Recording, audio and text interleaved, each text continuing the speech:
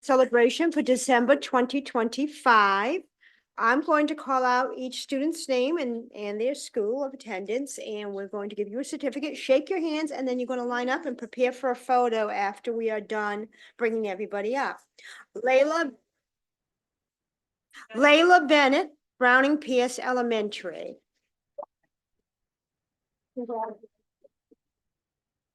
Let's tough one. Here you go. Jayla Simons, Kelly Smith Elementary.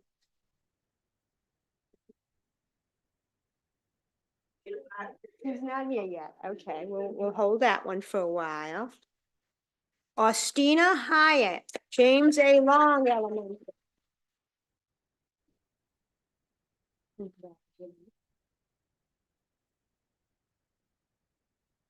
Trustin Stouffer, Children's Reading Center, Charter School.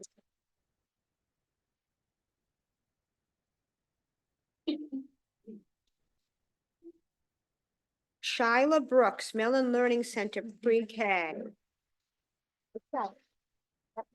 Congratulations. Mateo Mina Mena, Mellon Learning Center, K through 12. Mateo?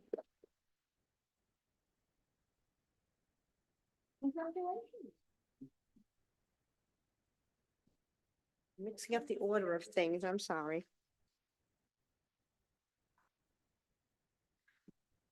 Brielle Chouse, Mosley Elementary. Did I pronounce your name correctly? Yeah. Congratulations.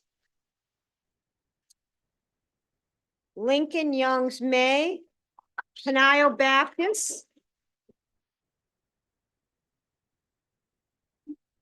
That Taylor? Yes. Jayla Simons, Kelly Smith.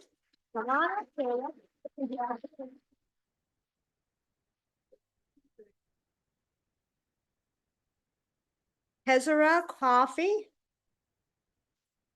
Putnam Academy of the Arts and Sciences. Not here. Okay, thank you, everybody. We're going to take photos. First, we'll bring up the educators and take photos with the teachers and educators as a whole group.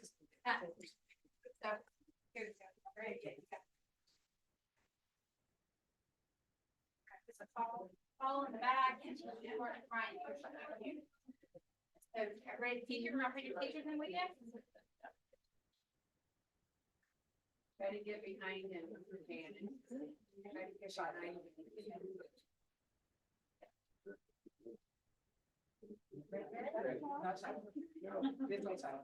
Everybody this way. All right, now don't move because there's a lot of parents behind me.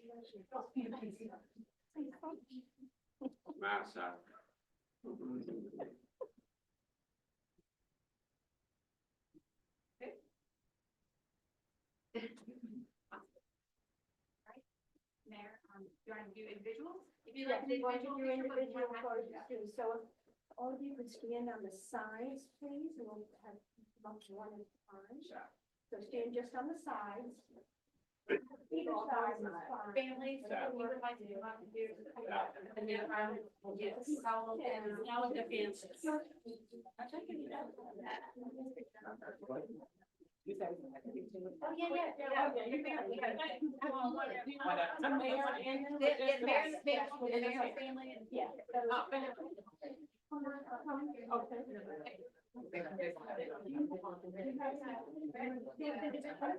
yeah. Sorry. That's okay. Oh, okay. We're all good? Yeah, you want to? Oh, my mother.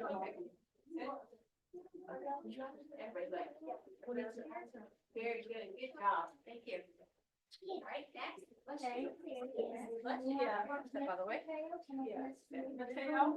Mateo family.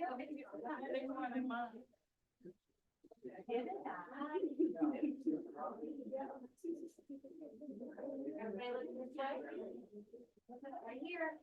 Awesome. Great job, guys. I know. Good job.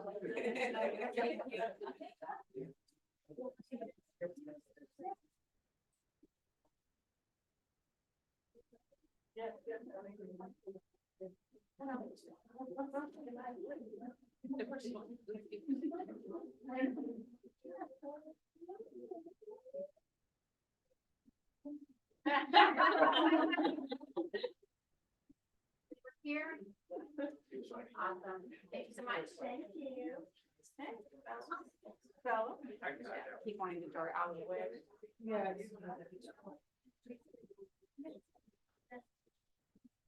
Fun now. I'll take it. Melon learning. I'll take it. Just a bird. Oh, no, I just want to take some. Okay.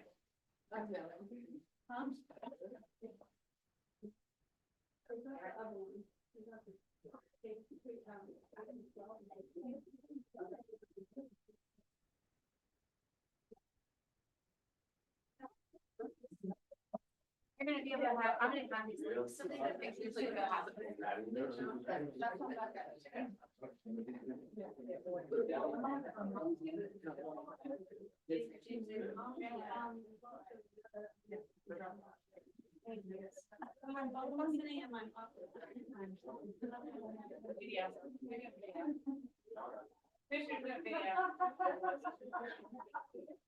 There you go, thank you.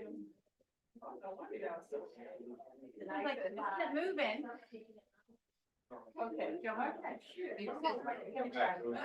I know, I promise, hold back. Everybody looks amazing. Good girl. I think. You're welcome. No, I.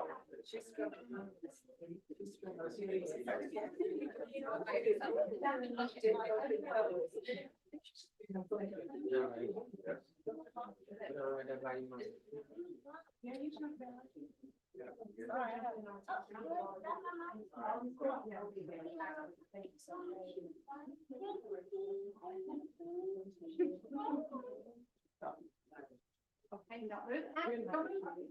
Move. You got it right there. Thank you.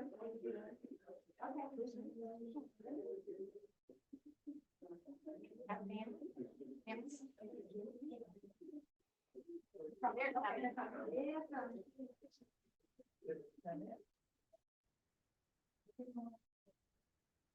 that is not a case of happy right there. Do you want me to get, I'll take it. Yes.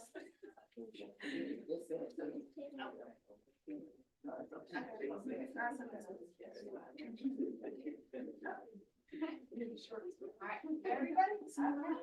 everybody look this way. Act like you like each other.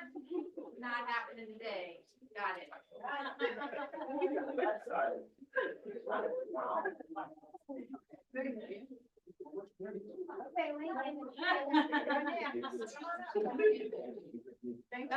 Okay, thank you. Did she get you? Yeah, I might, did she get it? Thanks. You did it so fast, I don't know if she get it. Good job. Got it. Do you guys want me to? Oh, yeah. Shoot it. Oh, okay. Second, so- Gotcha. Yeah, you got it. Here.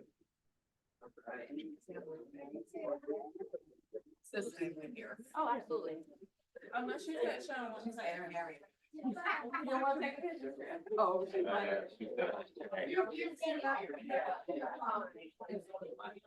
I'm gonna be getting-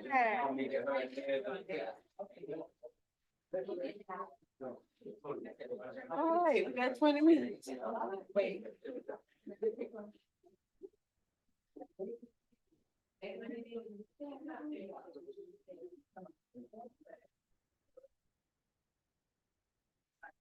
Oh, lovely. That's great. I'll make sure that You these, stand up. You stand up. okay, I'll make sure that these get set up, okay?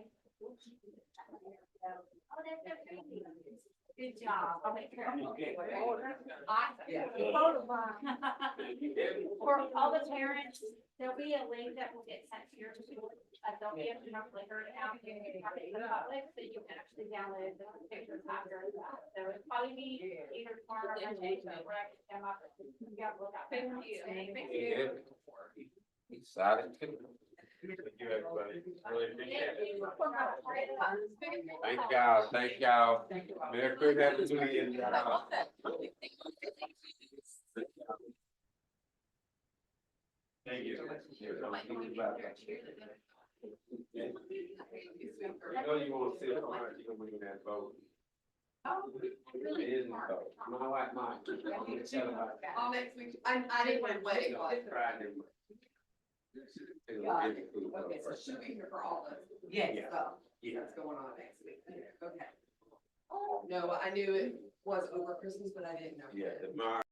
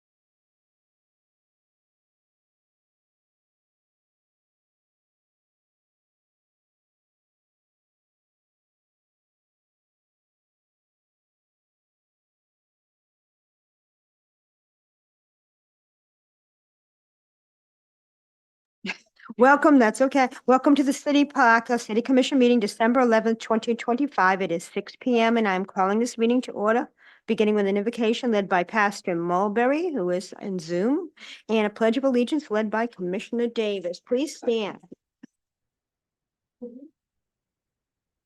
Good evening, everyone. Father, we give you thanks and praise again for this day. We thank you, dear God, for your goodness towards us. Thank you for how you blessed us throughout this day. You brought us together once again for a meeting. And we pray, God, for the wisdom that is necessary to move in the direction that you would have us to go. You said in all thy ways to acknowledge you. And Father, you'll give us directions for the pathway, and we thank you. We look to you this day, God, for all that you do for us, touching our bodies, keeping us vital and strong and full of good health. We praise you for that, even now. It is in Jesus' name we pray. Amen. Amen. Join me in the pledge. I pledge allegiance to the flag of the United States of America and to the republic for which it stands, one nation, under God, indivisible, with liberty and justice for all. Roll call, please, Madam Clerk.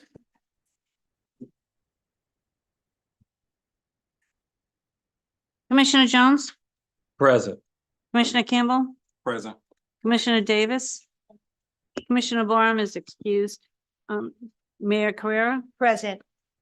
We have quorum. Thank you. Approval of minutes. Has everybody had an opportunity to read the minutes from November 13th, 2025 and November 24th, 2025? Motion to approve. Second. We have a motion and a second. All in favor? Aye. Any opposition? Thank you.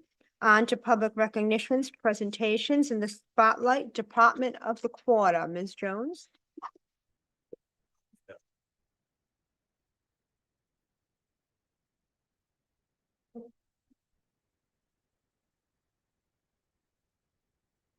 Good evening, everyone. Madam Mayor, Commissioners, as indicated in our last meeting, we will, moving forward, beginning this month, begin to recognize a department. As we still recognize our employees, we want to recognize our departments as well in a whole for their contributions. And so this month, we will be recognizing for the month of December, our Community Affairs Department. Just a brief summary of some things that they have been done. As we know, the Palatka community events play a central role in bringing people together. The Community Affairs Department serves at the center of civic engagement, providing a variety of events throughout the year by working tirelessly behind the scenes to plan, promote, and execute. Mr. Eddie Cutright provides leadership that serves with organization, compassion, and commitment to building unity across Palatka by uplifting and inspiring the people of the city. The team that makes it happen is Mr. Reno Fails, Recreation Coordinator, Mr. Courtney James, Recreation Assistant, Ms. Jessica Cruz, the Administrative Assistant, Ms. Shanna Sheffield, Cultural Resource Assistant, Ms. Liliana Rodriguez, a Recreation Technician, Mr. Clayton Buford, Parks Laborer, and Ms. Antasia Bethel, Parks Laborer. As we know, there are several events that are put on throughout the year. We have two upcoming that are also the Winter Jam Series #2, which will be Friday, December the 12th, and the Jingle Jam Saturday, December the 20th. Through community connections, partnerships, energizing youth involvement, festivals, events, the Community Affairs Department has showcased outstanding teamwork, planning, and passion while being subjected to addressing weather challenges, timelines, and evolving needs of citizens. The Community Affairs Department provides a legacy of service in the city of Palatka. Please join me in taking this opportunity to acknowledge Mr. Eddie Cutright and his team for their leadership and steadfast commitment to enhancing the city of Palatka for all.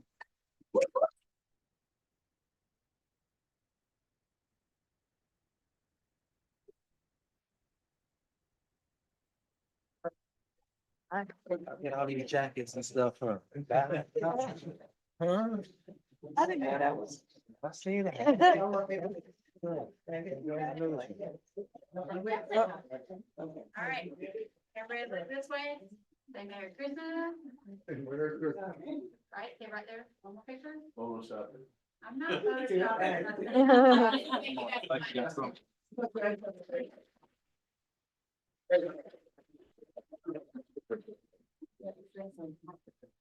Just a brief statement. All that Ms. Jones said was wonderful, but it's all go to my team. My team do a great job for me to keep me making sure the city and the city managers and the commissioners look good. Everything, the praises go to them, not me. It's all about my team. Good job, guys.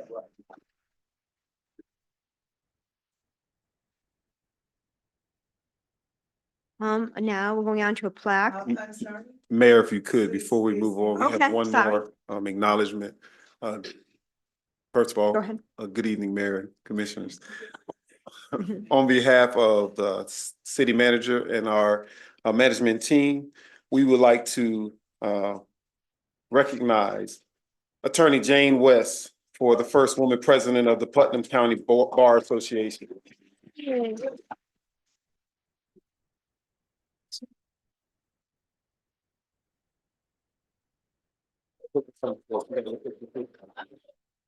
I'm Yes, stunned.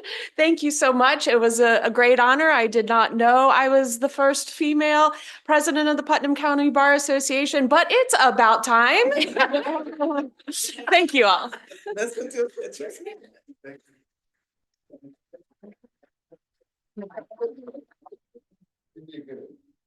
Mayor, can you step this way? Thanks. Right. There we go.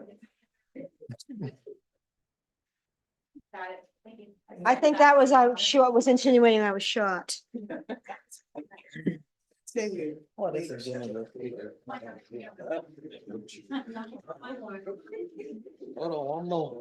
Okay, now the plaque for the NSFA flag football, Commissioner Campbell.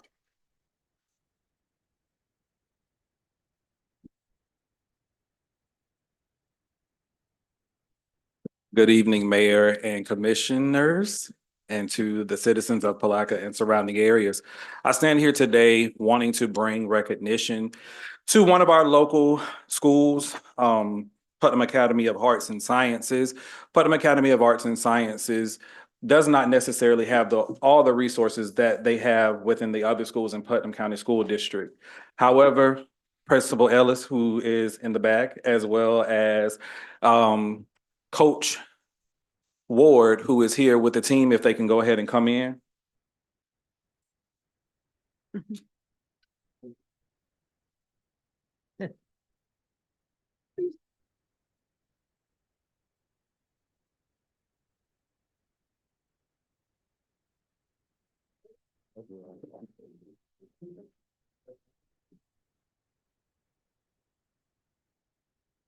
Oh, Coach Ward. Here they come. Yeah, come on up front. Come towards us. Turn around now, face the audience.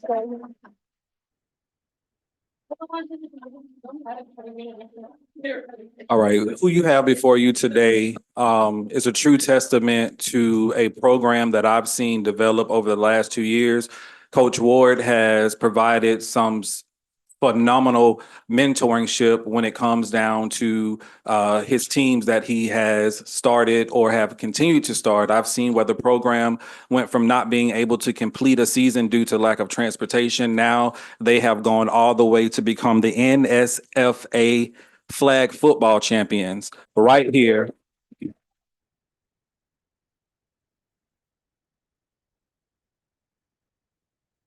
And so we wanted to recognize these individuals because these are youth within our community right here in the city of Palatka who are going on to do great things. They played several teams from Jacksonville and things of that nature, but they have brought the win back to Palatka. Not only the boys, but the girls, both teams are champions right here from the city of Palatka. And so we want to highlight them for their phenomenal work. We want to highlight Coach Ward and say thank you for your mentorship. Thank you for providing a safe outlet for our youth here in the city of Palatka. It's individuals like you that make it possible for them to have the futures that are bright. And because of them, we stand behind them as a city. I stand behind them as a commissioner, and I will continue to forever shine a light on anyone and all the students that are bringing positivity here in this community. And this is a prime example of those students and adults who are pouring into our students here in the city of Palatka. So again, we say thank you, and I ask the community to join me in thanking them and congratulating them.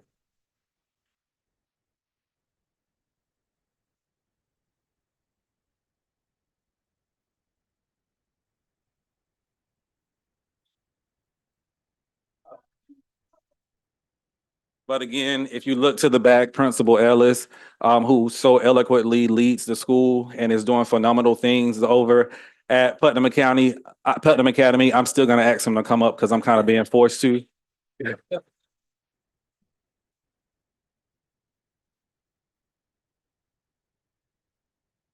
But again, these are youth from right here in the city of Palatka. They could be doing anything else, but they decide to go out and put their all into sports. And I will say this, most of the ones that are standing up here are in dual sports at multiple times. So they are juggling not only their academics, but they're in juggling their sports schedule. And I know this football team, they was practicing a whole lot. And so it paid off again. Thank you, Coach Ward. Thank you, students. Thank you, Mr. Ellis. Mr. Ellis, I'm going to put you on the spot. Is there anything you want to say?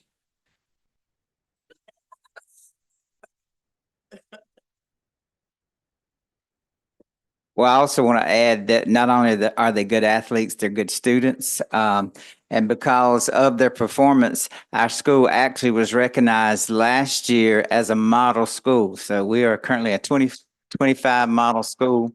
And we appreciate the support from the commissioners. And I'm sorry, just one last thing. We definitely want to make sure that we highlight the parents for allowing your students to be actively involved and making sure that they get to and from practices and from games. Thank you so much.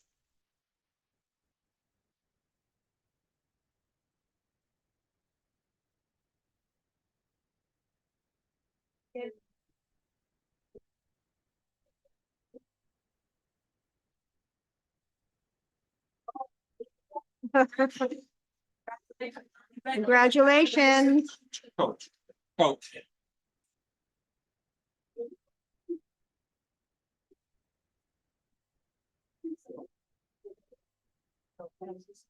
On to city manager and administrative reports, affordable housing grant, home repairs, task presentation by St. John's Housing Partnership.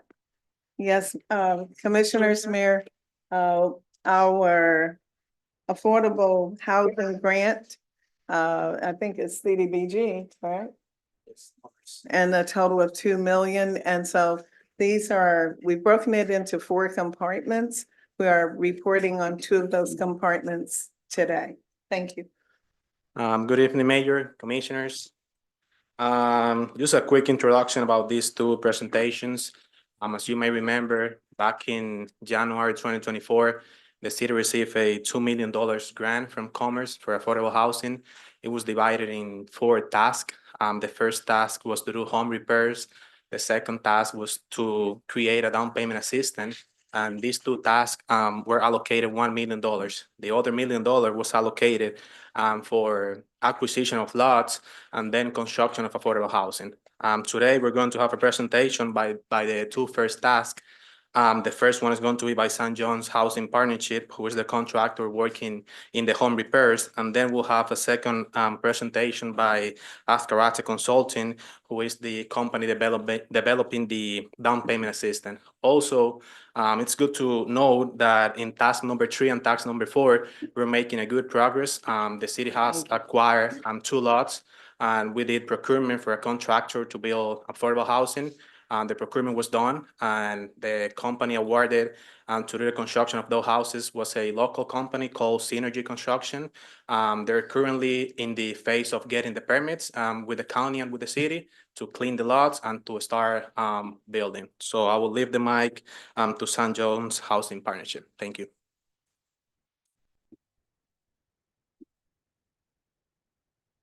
How do I, who's controlling the, oh, it's on you, sorry.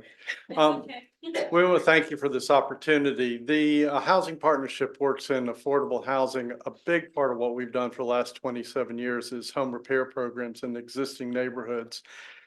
And more, we're seeing how critical that is. It's really what stabilizes many families. It keeps the neighborhood stable with the existing families. Your program, next slide. It impacted 12 homes. What y'all had instructed us to do was there was an average cost or a cap of $40,000 a house. And we were asked to look at both, major health and safety, mechanical improvements to the house, such as new roofs, and also whatever we could do to improve the appearance from the outside. So most of the work went on the inside just because the homes needed it. But to give you an idea of it, out of the 12 households, 8 of them were senior citizens who had owned their homes for a number of years.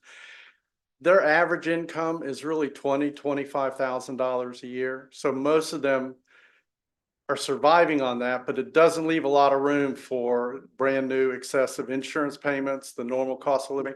So maintenance and major mechanical repairs, when a roof can cost you $10,000 or $12,000, a new air conditioning system can be $6,000 to $8,000. Next slide.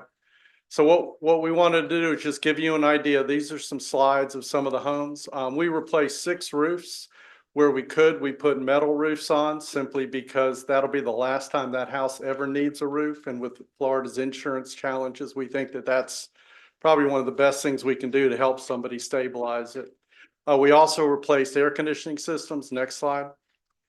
And in a few places, we had to replace the electrical panel. That's one of the hardest things sometimes for a homeowner to want to do because they don't see anything other than a brand new panel box, but it's, $1,800, $2,000 later, but it's what keeps the house from burning down or having other kinds of problems. So our challenge is always looking at what needs to be done and trying to make sure that it's going to either reduce health and safety issues or hopefully help with their utility bills, lowering them, or some long-term maintenance. So half the homes got new roofs, half the homes had additional HVAC systems put in. And in many cases, what we found is the AC systems weren't sized properly. They had leaky ducts and other things. So we're hoping that we'll see a reduction in their utility bills over time. Next slide. So this is a house as an example. The water heater was literally outside and it was not in a shed or anything else. It just was wrapped with a plastic tarp, which if anyone thinks about it, if it's someone had come up in the rain, if a kid had touched that playing around or something, they could have been shocked if there was any kind of a loose wire to it. So we built a shed over it just to protect it for the future of the system. And in a few cases, their fence was falling down in certain places, so we replaced part of the fence. Next slide. Again, another house put in a new roof. We also did some bathroom renovations, and generally speaking, when we go in, if someone in the house is over about 50, we talk to them about, do you really use the tub or would you prefer a walk-in shower? The walk-in shower prepares them to stay in the home for a longer period of time. If someone ends up having accessibility issues, they can roll into the shower. They don't have to try and climb over a tub. Next slide. So again, this is another one. Probably about a third of the homes got kitchen cabinets and countertops, and those were all designed really because what they have just was deteriorating so much. It was a health and safety issue when it came to food preparation and other things. Next slide.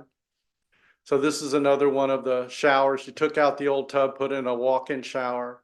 Probably about 30% of the homes had significant challenges with the flooring, either old carpeting or old linoleum that was becoming a trip hazard. So we ended up pulling that out, repairing the floor underneath it, and then putting down new floor covering. Next slide. Again, another house got a new roof, new HVAC, and a walk-in shower. Next slide. So you can see this is what we're doing on a number of the homes. It's not everything in the house. $40,000 doesn't go anywhere near as far as it did 10 years ago. But we're looking at the major mechanical things. Someone could replace a window on their own or a door if they wanted to, but it's that roof or that HVAC that we don't want them trying to cobble something together to do it, or in many cases, hiring someone who doesn't do the job properly. Next slide. So again, that's just another one of the walk-in showers we put in. Next slide. This is a house that's very hard to see. It's a beautiful piece of property, completely covered by a lot of the woods around it. Had to get a new roof and major repairs to a wraparound deck that had become unsafe to walk on just to get in and out of the house. Next slide. You can't see much, but this is another one of the one we put a metal roof on, so it'll be the last roof that house ever needs. Next slide. That's the condition of some of the steps and the stairs where she was trying to navigate in and out. Next slide. So this house, kitchen cabinets, ceramic tile in the bathroom, just trying to replace what was there and make it stable and sort of waterproofing the whole area. Next slide. Again, same thing, just some of before and after photos. Next slide. This one, we replaced 23 windows. The house was in good shape. The roof didn't need work, so it made sense to just try and tackle those windows and get them done all at one time. We also removed the ramp that they had needed in the past, but didn't need it in the future. Next one. Again, put in some new flooring. Next slide. Another, in the same house, we just replaced, you can see we've replaced all the windows there. Next slide. And that one got a new roof. And I think that's the last slide there. Again, same thing. We're putting in 30-year architectural shingles in Florida. That might be good 20 years. With insurance companies these days, it may be good 10 or 12 before they start pushing you. So whenever we can give them that long-term lack of future maintenance, that's what we tried to do. Next slide. That's it? Okay. So this is what we're trying to do. And I want to thank you for the opportunity to do this. We've got about 35 households that are still looking for repairs if you have other funds to do it. I would encourage you to keep an eye on the Florida legislature. There's a rural housing bill that is coming through. It's going to be proposed that $1 million to each one of the small rural counties will be added to the SHIP rehab program.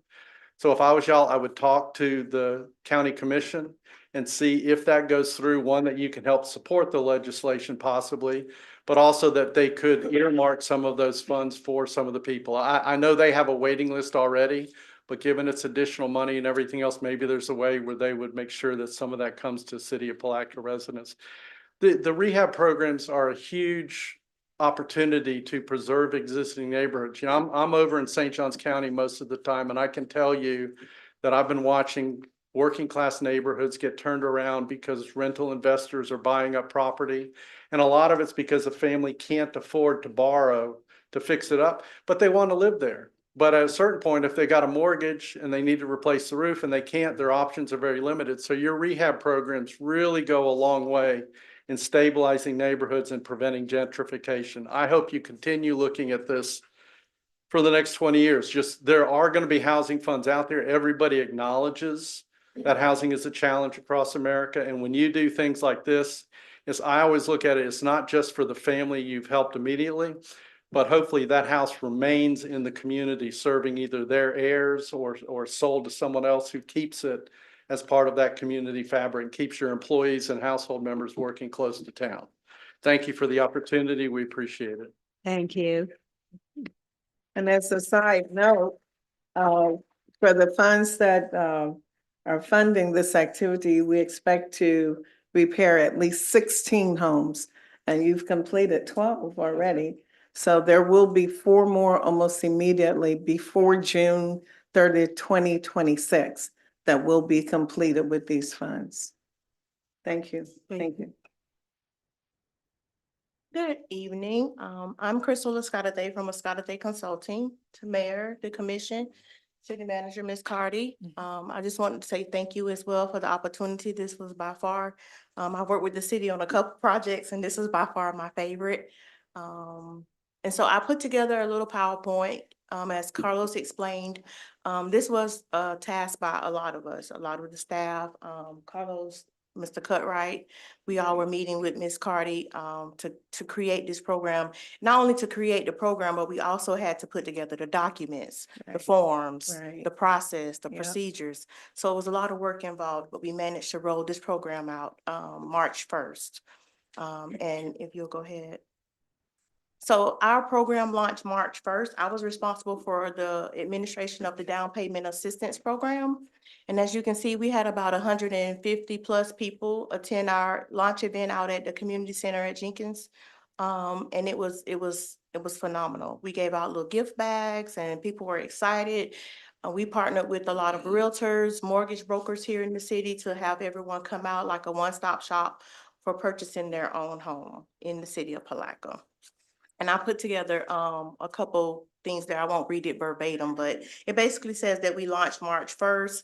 As Carlos explained, it was a 3-part program, and we took over the administration of the down payment assistance. This process was like be above and beyond. The realtors were reaching out, the people that wanted to purchase homes were reaching out, and it was a real collaboration to get it done, to make sure that it was streamlined and very seamless. So in order to explain the process, they would reach out, we would work with the realtors, they turn in their applications. Once it was reviewed, it would go to me. And once the complete packet was put together, I'd send it over to Carlos, and then it went to legal, and then it went to Ms. Carter to sign off on. So it was a bunch of eyes on these programs. So if you go to the next slide, please, the home down payment assistance, and this just kind of tells you what they were responsible for. They had to have at least a 620 credit score. They had to have at least 2 years of employment. They also were responsible for completing a first-time home buyer course. And then they also had to purchase a home in the city. So it couldn't be Interlaken, Crescent City. It had to be in the city of Palatka. Next slide, please.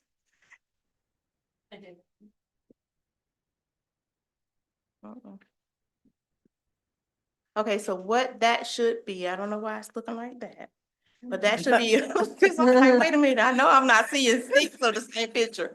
So what that should be is a picture of No, I know. our first purchase. It's our first purchase. Her name is Miss Kathy Milton.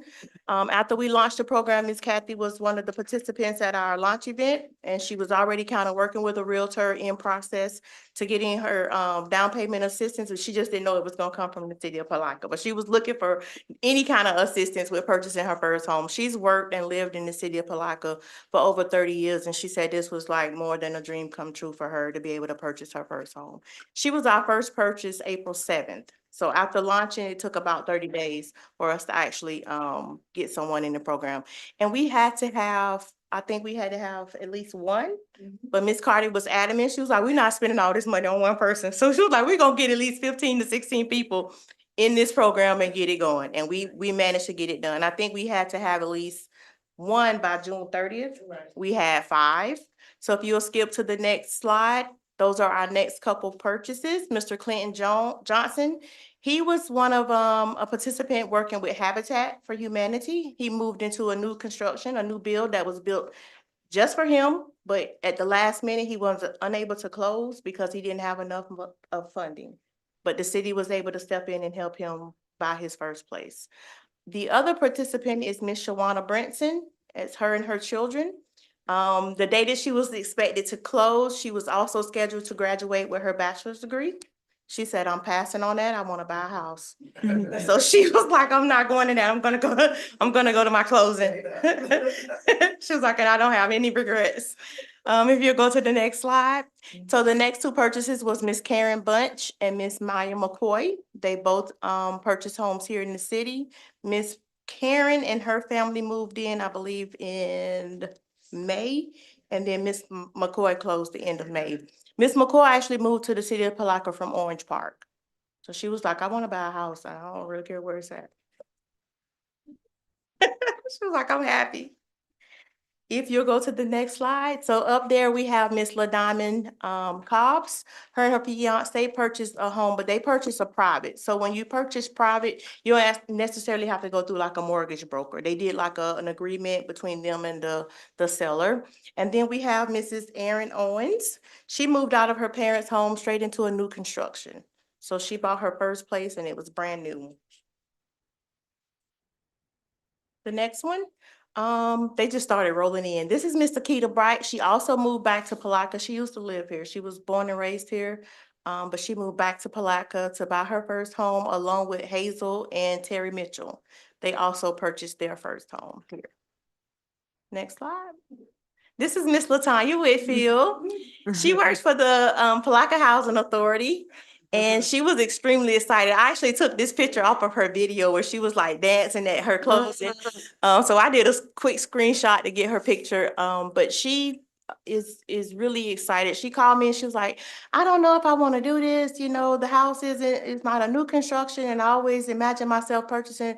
And I was like, girl, listen, this is a house. It's gonna be yours, and you're not gonna be living in public housing anymore. Buy you a house. So she did. She was like, you know what? I'm gonna go ahead and do it. And she closed on her house the end of September, I believe. Next. So this is Miss Kenyasha Tobler with her children. It's actually a family of 9. She purchased her first home with her and her husband. She was like, Miss Crystal, I don't know if I'm gonna be able to do this.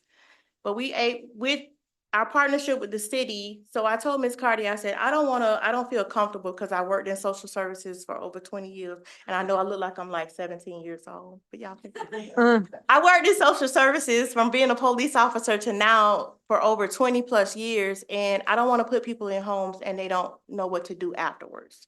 So we partner with the city to do 1 year case management free. So a Scotty consultant will be following all of these home buyers for the next year. And I call them, I just check on them, make sure, hey, are you okay? Do you need any resources? Is everything going good? If not, then I direct them to someone that I know would be able to help them, whether it's a light bill or just a quick, question they may have. But Miss Tobler purchased her first home with her husband for her family. And she was like, this is like the best thing that's ever happened to us. She was like, I never imagined being able to buy a house, ever, just ever. Next slide. So this is just the information flyer that we used, letting everyone know what was going on. The ending of the program would have been September 30th, but because we were making so much progress, Ms. Carter was like, let's go ahead and get it done. Let's get some more houses sold. We have 13. One lady was not pictured. Her name is Miss Naisha Parker. She just declined. She was like, I'm a picture person. But we have one person that just closed. I think you did the wire transfer last week. So that one that's processing, Mr. Johnny Jackson, he closed and he's purchased.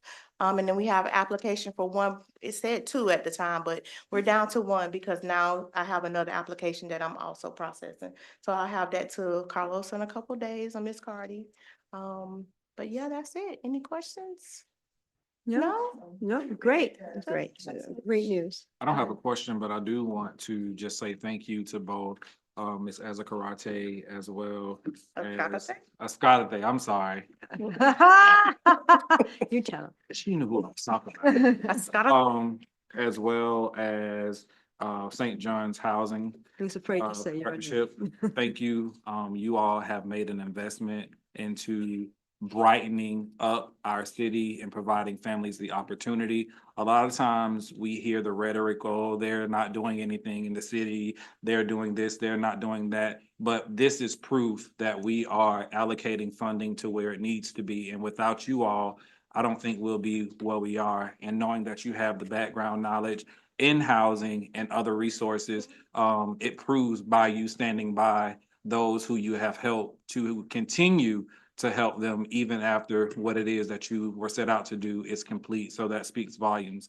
And just thank you, because a lot of those houses probably would not have been repaired if we did not get this funding and had someone like you to go in. And I really like the fact that it was all over Palatka and not in one particular area. So that speaks as well. Thank you. Thank you. Thank you. Okay. 2026 legislative preview, Ms. West. Good evening, and I will try and make this brief. We've got the legislative session starts in a month on January 13th. If we could just pull up the slides. As you know, I do this every year to kind of give you a preview of some of the bills that are going to impact the city of Palatka. There are a lot, so A lot of the information is already in your packet. We have the Excel spreadsheet with all the bills, and I will be adding more to that. First one, SB 34 by Senator Sharif requires local governments to approve applications from historic African American cemeteries. Next slide, please. Senate Bill 44 by Senator Roussan. This requires a city to provide an electronic payment option for fees associated with public records requests. Next slide, Senate Bill 48 by Senator Gates. Fortunately, we've complied with one part of this. It does require a local government to adopt an ADU, accessory dwelling unit. You recall we passed that ordinance already. But it also requires the Office of Program Policy Analysis and Governmental Accountability to evaluate the potential of tiny homes. So you may see that back on your radar in the future. Next slide, please. Senate Bill 92 by Senator Gates. It protects employees who submit written complaints to the Commission on Ethics or provide information to an investigator. Next slide. Senate Bill 110 by Senator Arlington basically revises the circumstances under which a person may have a homestead exemption. And I'm going to address the homestead in a little bit in a couple of slides. Next slide, please. SB 118 is Senator Trudeau. He basically has this bill that does not allow local government to do special assessments on certain RV parks. Next slide, Senate Bill 122. Ms. This West. yes. I hate that. I know it's long, but would you go back to the employee protection? To You, which you one? read over it, but I just wanted to, one sentence, just tell us, define it one time for us. Which bill? SB 92? Mm. Protects employees. SB 92. Did you have any?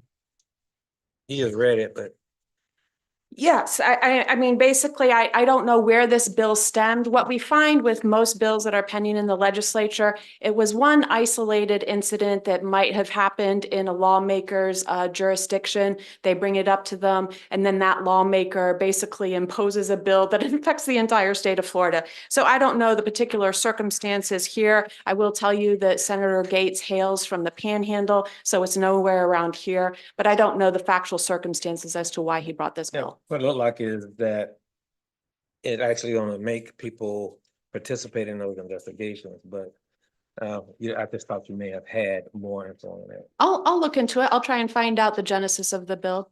Yeah, Okay. not a problem. Going back to Senate Bill 122 by Senator Trudeau, this repeals provisions relating to local business taxes. This is a bad bill for us. We do bring in a significant amount of income through our business tax receipts. We would be able, the way the bill is currently crafted, be able to keep doing that, but we would never be able to raise those fees again. So be on the lookout for that. Next slide, Senate Bill 156 by Senator Leek. This is enhanced punishment for criminal offenses against law enforcement officers. Next bill, Senate Bill 168 by Senator Trudeau. It revises the list of places that may be declared a public nuisance to include gambling houses. Senate Bill 208. I got a little creative here. Senator McLean's bill prohibits local governments from denying residential development based on lack of compatibility. This is a bad bill. We absolutely must take into consideration compatibility. Senate Bill 218 by Senator Gates. This is an SB 180. You probably heard about that really bad bill from the last legislative session. This attempts to fix it. This bill would potentially help Palatka, so be supportive of that one. Senate Bill 248, Public Records by Senator Rodriguez. It creates a public record exemption for personnel identifying and location information of our clerks and their staff. And then all of the bills that pertain to homestead exemption, and this is actually just a handful of them. I can tell you there are dozens. And what that tells us, I'm not going to recap them now because we don't have enough time, but what you can be sure of is that something is going to pass this legislative session that is definitely going to impact our property tax revenue coming into the city. It's going to happen. We don't know what it's going to look like. I'm tracking them, but we all need to be aware of that because a significant portion of our revenue does come from property taxes. So with that, any questions? Go ahead, Commissioner Campbell. I don't have a question, but I have a statement. Thank you this has been, since you started providing us with that information, it keeps us abreast of what's before and the progress of these different bills. I do have a request that you get with the public information officer and see if there's a part that we can put on the website and just say on the watch or on the lookout or something catchy that we can direct citizens to say, hey, these are some important things that may may affect Putnam or Palatka. And I say that because there are a lot of times, even outside of us going and advocating for some of these things in Tallahassee, that there are random days on the Capitol that other citizens and organizations or all of those, things of that nature are in Tallahassee, and they would be able to know what to help us advocate for. So that's why I would want to have this placed on the website so that others will be able to be pointed for some direction. Absolutely, I'll make it happen. And a reminder, the Putnam County is going to have a special day at the Capitol this Yes, year. The yes. first time, the Putnam County Legislative Reception is going to be February 19th in the evening. And it is going to be on the 22nd floor of the Capitol building. If you haven't been to that space, it's absolutely beautiful, great views. I would highly encourage everyone to go. Thank you. Thank you. Financial report, October 2025, Ms. Pierre. Good evening, everyone. Can everyone hear me pretty well? Yeah. Hey, presenting to you the unaudited results of operations for the period ending October 31st, 2025. Please note that the annual budget has been divided equally into 12 periods for the purposes of this presentation. Actual cash flows may not follow this linear pattern of receipt or expenditure. Certain special revenue funds that are not part of the budget process are excluded from this report.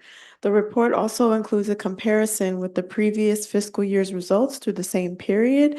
This feature will provide the reader with additional insight into all the fund's operations.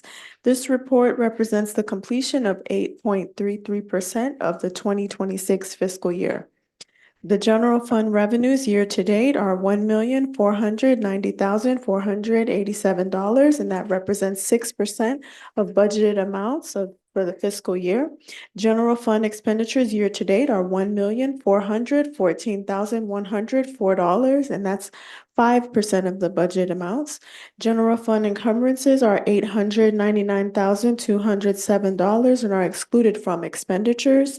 Encumbrances are a function of the budget used to track and manage future expenditures by reserving funds for specific commitments before they're actually paid. General fund cash and investments are $19.4 million. Palatka's reserve general fund balance is budgeted at 21.6%. Exceeding best practice guidance by 4.9%. The enterprise funds do not have a requirement, but they're still budgeted at 23.3%. Airport fund revenues year-to-date are $143,241. That represents 3% of the budgeted amounts. Airport expenses year-to-date are $141,304, and that represents 3% of budget amounts. ARPA fund revenue expenses year-to-date are currently zero. Better Place Plan Fund revenues year-to-date are $204,393. That represents 1% of budgeted amounts. Better Place Plan Fund expenditures year-to-date are $170,787, and that represents 1% of budgeted amounts. The Golf Course Fund revenues year-to-date are $7,823, and that represents 4% of budget amounts.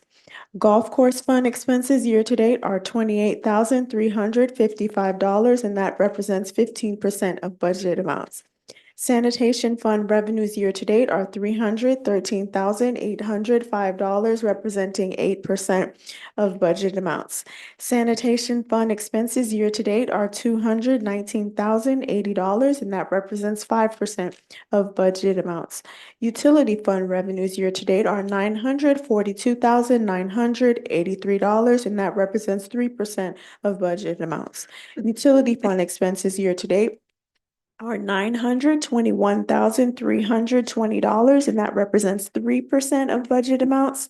Tax increment fund revenues year-to-date are currently zero, and our TIF expenses year-to-date are $159,134, and that represents 6% of budgeted amounts. And just to add to that, with regards to the TIF, I'm sorry, I wanted to make a statement about the cash flow about that. Because of the TIF property taxes, we don't receive right away in the month of October. They generally come in November and December. So just wanted to make that statement. And they did come. And they did arrive in October and And in November and December, sorry. Right. Commissioner Davis? Yes. Just question, on the revenue reserves budget balance, I noticed that we, Which it's one? the last page, the very last page. I said it says the conclusions, Palatka's reserve general fund balance is budgeted at 21.6%. But tell me, it looks like it's 18.3%, or am I misreading the report? That's the city as a whole, the 18.3. Okay. Oh, okay, as a whole, not Correct. the reserve. I'm Right. sorry, not the general fund. Fund, right. This is a breakdown by fund, so that 21.6 is only looking at the general fund. Okay, And the 18.3 is a sum or average of all of the funds together, okay, an average of all. okay, because it says for citywide. Right. So Citywide I includes got it. I every see it fund. now. It's just, okay, got it. Anybody else? It's apples and oranges. The data written, it just, and what's shown is citywide versus a statement. I guess you're showing it for citywide Mhm. and it's at the very top. No, it's not here. I'm sorry. You see that total line that says total reserves dash citywide? Correct. And then you have the total budget balance, which is the 85 million. Yes. And that percentage Yeah. is just. I know the citywide. So Right. my point is in the conclusion, Yes. you're talking about just the general fund. I was just making a comparison with the report. When I'm visually looking at it, and I see that and I see the numbers that are in your description, it's two different things. That's just the point I'm making. Oh, okay. Does If that you- make, you understand what I'm saying? Absolutely. I If you didn't look like. at citywide, the dash citywide. I just looked at that 18% when I see the percentage. And then I looked at the conclusion based on the information what's on there, because it just says revenue reserves, budget balance. Again, it, yes, If you I may understand what add I'm a few- saying. If I Yeah. may. It just may So need the- a statement in the conclusion. Uh-huh. You're giving a conclusion about the general fund, but you're giving data on citywide. Exactly. That's all. Right, but Could please make it all match? Meaning, and Okay. I'm not asking you to add that, just maybe the statement is the citywide is 18%. I know I see it, but it just, I think for the sake of Inconsistent. community information to share with the community, the simpler we can make it's this. inconsistent. Okay. Yeah, yeah. And consistent perhaps would be the real reason why the finance department or director, I'm sorry, is reflecting it that way is because the requirement is actually only for general fund. The requirement. That's correct. And so maybe we can reword it. Mhm. Okay. That might be Okay, helpful. please. Correct, that would be helpful, the Yeah, requirement, rewrite right, and it, so I so- guess the citywide is just some nice to have information, good It to have, is. but it's not required. It's not required. It just stands out more than the required information. Okay. Thank you. Thank you. Thank you. Police Department staff study, Chief Shaw.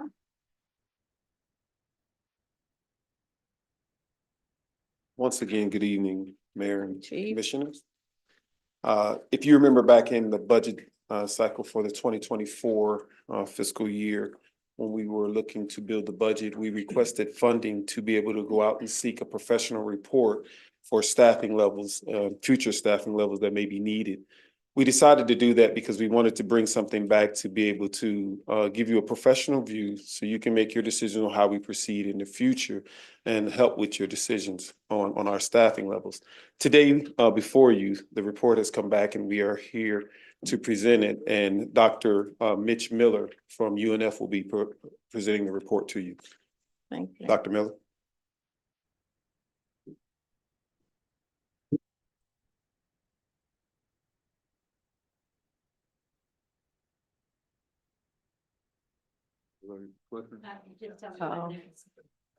Okay, okay. So, good evening. Good evening. Mayor, honorable city council members, I appreciate this opportunity to present the findings from our study to you tonight. I'll try to go through the background fairly briefly. But I do want you to hear it so you can have confidence in the study and understand. Could you closer to I'm the sorry, mic, please? and understand basically, the context. So we have 2 or 3 slides here where we present this across the country, oftentimes to city councils or county commissions where there's, defunded police debates and so forth. And we essentially have 2 or 3 cases on the philosophy of the role and function of police in modern society, which I'll spare us the time and not really subject you to a lot of that. But I mean, law enforcement is the face of the government to the citizenry, especially in crisis. And we understand that their function is absolutely requisite and indispensable. If we could move on to the next slide, please. So we have several slides here in a row, which basically are just saying that policing has largely changed somewhat since COVID. But before COVID, there was a balance of police community relations and being proactive and also reactive, responding to calls for services, the most traditional function of the police. But it's with the avoidance of trying to, not spread contagion and quite frankly, the shortfall in staffing nationwide that's transpired from COVID due to early retirements and people just stopping to apply. So there was, we were losing people we had and we were not replacing. So this is just evidence around the country from American Correctional Association. It was system-wide, not just police, but they were down like what, 40-something% in correctional staff. And you can see that the numbers, as much as a 45% shortfall in the states of Tennessee and Kentucky. And we've had similar findings here in Florida. If we can move on to the next slide, please. And so these are just newspaper captions from around the country evidencing that this is indeed a nationwide phenomenon. If we could go on to the next one, please. And then, we can see evidence from law enforcement staffing, particularly, troubled. Again, just evidencing the case I've been making. Next slide, please. Again, the next slide, just more of the shortfall. The next slide. Again, I think that's the last one. Oh, no, I'm sorry. So, okay. No, it's not the last one, but this actually contributes because in this era, while we're getting the shortfall, we've had just tremendous new pressures upon the police, the national overdose epidemic, the fentanyl crisis, the mental health crisis, continued strained racial relations. So if we can move on to the next. So, when we have a shortfall in policing, then the police are basically, we have strained ability to not only maintain positive police community relations, but to address the main police investigative crime suppression functions and risk for the citizenry, of course, is more lengthy response times if we're not able to do this. I'll return to this at the end. So I'm saying that, that in recognition of the problem, the government's tried to, have responses, not only the study and the background that I'll be sharing with you here briefly tonight, but through the U.S. Cops Hiring Office program. But I understand that you guys have already been successful with that last year, but that will factor into the ultimate recommendation. Next slide, please. So I will briefly tell the story because I'll try to do a speed talk for a native Southerner, but I find most of my fellow Southerners like a background story, and it is Florida-based one. So the quick and short of this is, I was sitting in an office at UNF one day, and the department chair, who's also on the team, Dr. Brenda Vose, who would have been here tonight, but had to drive to Iowa with a hospitalized mother. So, our best wishes and God bless to her in that situation. But she got a call from Sheriff Rick Staley over in Flagler County, said, we need a staffing analysis done because we have way too few officers.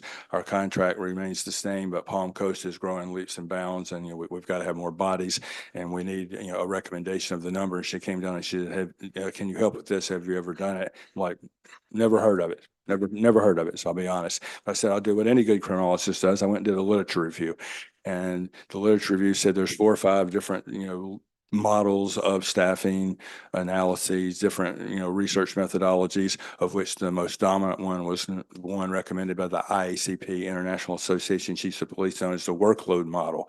So the sheriff needed the findings for his county commission for, budget upcoming considerations in short order. So we had no choice but to follow that model the first time, and gave them some recommendations. But I will say, as a criminologist, I was sad. The science was not rigorous. And briefly, I'll just, not get into it, but tell you that we can all agree, regardless of how many advanced degrees you do or don't have, that measuring beats guessing. And the IACP model says, well, we'll just assume that deputy or police chief time is allocated in equal thirds, 1/3 of being dispatched, 1/3 of police community relations, and 1/3 of administrative paperwork, training, deposition, in court testimony, the likes of that, right? Well, having worked in law enforcement for 25 years and in law enforcement support unit capacities, I know that wasn't true across agencies as the uniform standard, because different agencies have different crime problems, different levels of manpower resources. One size doesn't fit all. Similarly, the one size does not fit all. That's not true within an agency, because different officers, some are detectives, some are road deputies. People have different duties that don't demand, equal time allocations of their job. But yet, with that assumption, the studies were being done that you didn't even have to interface or deal or talk to the police agency or the sheriff's office. All you had to do was just get a data dump of their dispatch data and their human resource data and do statistical calculations and make the recommendations. So he said, okay, well, Sheriff Staley, we did this, but quite frankly, we don't have any scientific confidence in it. So we agreed and got a U.S. Cops Office grant and redid it. And I redesigned, along with my team, a mixed methods methodology. So we still want all that data. That's vital. Your calls for services, that's vital, and so is your current available manpower, sworn officers per shift. But to understand how that varies and how that matters for you, in this case, how that matters for the city of Palatka, we come and do 2 to 2.5 days of interviewing. So I bring a team of 3 people, and we do random sample, or in smaller, more manageable size agencies such as yours, with a more saturation sample, of talk to as many sworn people. And I won't bore you with it, but we have a set questionnaire, okay, that's been validated through the U.S. Cops Office and funded, 2 times, 2 different grants. And we go through the standard questionnaire, and we ask all the questions of all of the officers, and then we average the answers, right? So we don't assume how you spend your time. We have the people that actually are doing it report. And we understand some people might, be wrong and be a little, exaggerative, too high one way or too low, but we assume that the math is approximately correct over all these different officers, right? So we do this in focus groups. So we get real data to plug in then into a formula. Well, okay, so we did this, we used the new model, and we were able to find more rigorous, better findings for the sheriff. The U.S. Cops Office came right behind it, said, okay, but before we make this a national recommended model, before we lend our name to it, endorse it, does it also work for the police, not just counties, because they're different realities. So they gave us a second grant. We did that with Gallatin Police Department. It's a bedroom community just north of Nashville, Tennessee. Sproul. I'm from Nashville. It used to be in the country. Now it's just all suburban. They have their size of force is approximate to you. So it's kind of a good comparative reference. We did the study then for Gallatin Police Department and also had positive results. If we can move on to the next slide. So I'll speak to this briefly because this is my, or not my, but the team's conceptual theoretical framework of how we think about this. So just backing up a second, taking a pause, when you think about police needs, police staffing, right? Police staffing is a function of supply and demand with adjustments. Okay, so the supply, the number of officers available to respond to, okay, the demand, which is the calls for services. We want to do police community relations, proactive police community outreach, crime prevention, officer presence for deterrence to, deter terrible bad crimes. And I understand a lot of those, proactive, progressive things are already going on there. And I commend the police administration there for those realities. But that doesn't change the basic fundamental reality of policing. When we call, we want someone to come and as quickly as possible, right? So supply, the number of boots on the ground, the number of sworn officers that can respond to the call, the demand, what is the demand for those dispatches, right? Okay, and then the adjustment, shift relief, how many people, it's not on paper or assigned to the shift, how many are actually there that day, that night, to get in the car, to go make the response, right? So, sick leave, vacation time, people that are maybe out for funeral services. We've done this now 13 times for 13 different agencies. Every time we do it, you learn something else. So also how many officers maybe are assigned to desk duty because of some, maybe there was, they were involved in an active shooting or something like that, right? So you have to really drill down and ask the questions to get to it. So that's the logic: supply, demand, and adjustment. Okay, next slide, please. Okay, so what we've done is we have a 7-step formulaic model. I'm not going to get into the calculus. If anybody wants to talk about the math and the numbers, I'm happy to stick around after and do that. But I know that will probably be the most boring thing you could imagine to hear. So I'll not subject you and just talk, just logically about what it is very quickly. So first, we get from the police department worked with us through their automated system. So we got all of the dispatch services for the study period. Okay. Then, time to address calls for services. That's what I was talking about. The mix methods, the interviewing, the actual officer input. Okay. Then number 3. So then, okay, this is how many calls for services per shift. What's the minimum number of officers that must be available that shift to address those calls? Okay, that volume. Okay, and then step 4, minimum officers per shift to meet performance. Okay, this is really where the recommendations and what you guys decide kind of plays off of. So I'll return to this and end on this. So, okay, it's up to the chief or the sheriff, whoever, is the police administration, to decide, okay, do we want our officers to be dispatched 50% of the time, 33% of the time? Those are roughly the 2 reference points generally in contemporary policing. There's, we could go lower or higher. We assume lower, they're not working hard enough, and higher, we're going to burn them out so quick. So, okay, so, 33% was, the assumed, as I talked about, the old bad, just we assume that's the reality. Well, that's an ideal goal perhaps, right? But it has, in all 13, we haven't found lower than 40% anywhere. Okay, so it's an assumption, and much higher a lot of places, including here, as I'm going to get to in a second. So number 5, then we calculate the shift relief factor. That's the adjustments. So we've looked at here, here's the supply and demand, but then how does that change by, vacation, sick leave, things such as that. Okay, then what's the minimum officers you really need after factoring that in? And then step 7, I'll step aside for now, because that's really then after you get the findings for the number, where those bodies should best be allocated according to, where your most crime, the most, need for calls for services or other emergencies may be. Next slide, please. Okay. So finally, we get to what this formulaic, analytical research process means for you guys.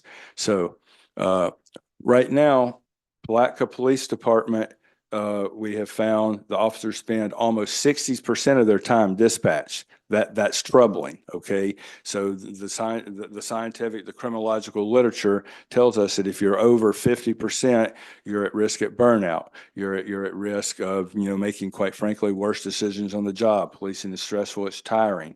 We all make fun of the police, oh, they're sitting behind the building eating a donut. Well, sometimes that's needed after you've been to a domestic violence and then you've had a fatal car crash. You need 10 minutes to de-escalate. And if you're just running the people from call to call to call all day, then, over time, they're going to get burned out. They're going to be more irritable. You're going to have poor police community relations. Okay, so we can just understand that's not good. Okay, that's considerably higher than the recommended 33% by the IACP.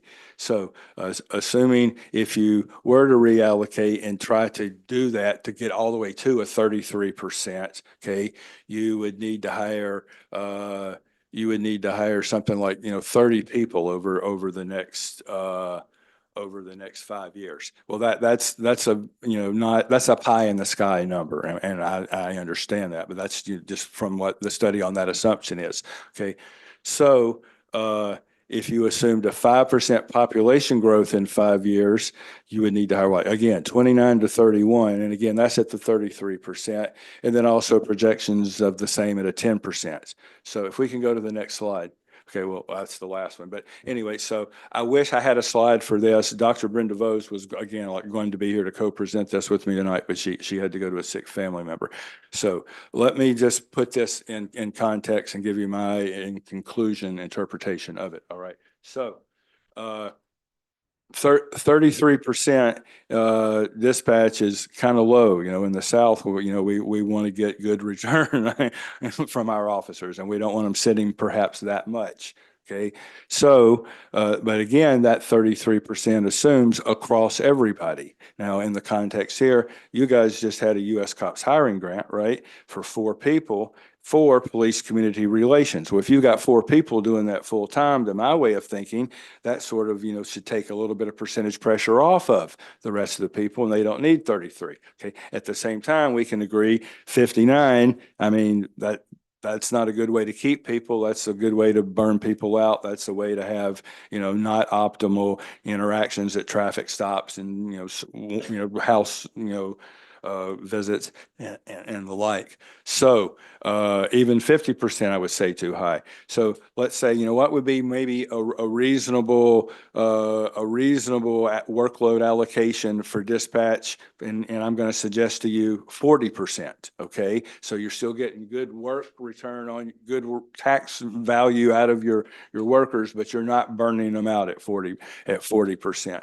So at 40%, and assuming, because, I know that, the city only has so much money, but let's assume a 5% population growth, okay, over the next 5 years.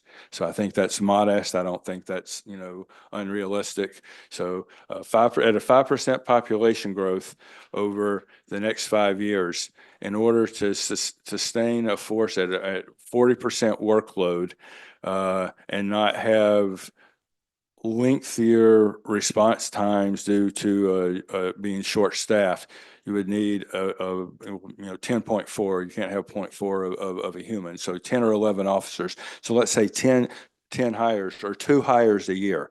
There is a need right now, actually, by the math, at even at a 50% dispatch allocation for an additional 1.8 or 2 officers right now. But if you factor that into the a 5-year projection of growth and of 2 a year, that would be plus 10.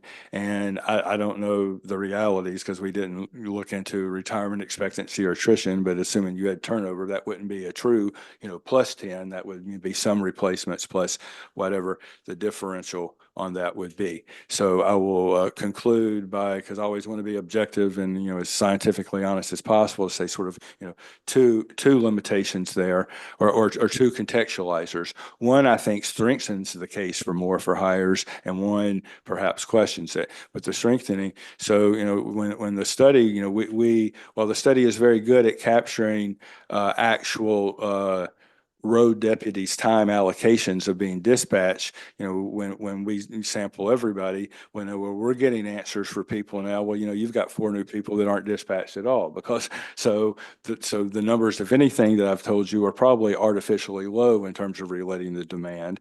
But offsetting that is, I could be wrong, because the projection is based on a population growth expectancy. And, we don't have a crystal ball, so we don't know for sure that there would be that growth. And if there would be to be less than 5% growth, then the recommendation wouldn't be 10, but it would be a number less, proportional to what the growth actually was. I'm happy to take any questions.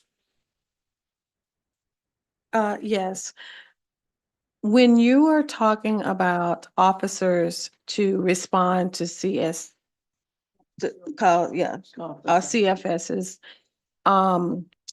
and you mentioned we have some who are community-based. I guess what I'm trying to understand, is that a certain population of officers who do CFS depending on the nature of the calls? I'm just trying to understand. Sure. Because if I'm hired to just be community. I can answer it Okay, to the best of thank my you. general understanding. If there's nuances, then we'll let the chief. Thank you. Clarify.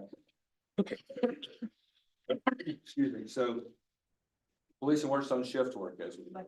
So To the mic, please. policing works on shift work. Correct. So for the shift, basically, okay, here in Palatka, I've been to a few agencies since, but I recall, that we're going to be allocated into roughly like 2 zones or 2 sectors, right? Okay, so we have people that are in both. If there's a problem in one or the other, you're close enough, they can send people, for backup.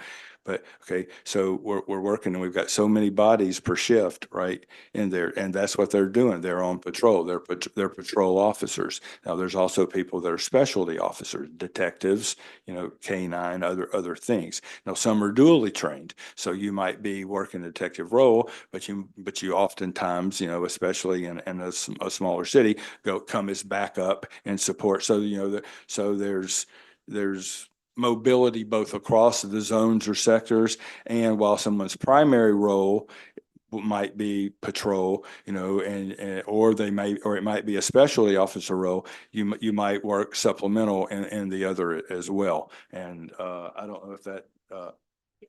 So before you do that, really, here's my question.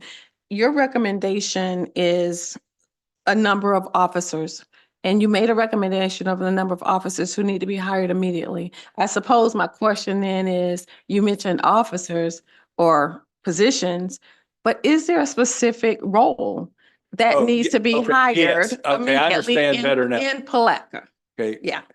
The study is to inform the need for what sheriff's officers would call road deputies, but here we would probably call patrol officers. Would that be the correct patrol officer, sir? Okay. The other question is, in the appendices, is this information Palatka based, or is this based on the approach? No, that is your specific Thank you. data. That's Your what I calls needed for to know. services Got it. and your who reported for work for the time frame to Thank you. respond to such. Very good. Thank you. I have a couple of questions. First, in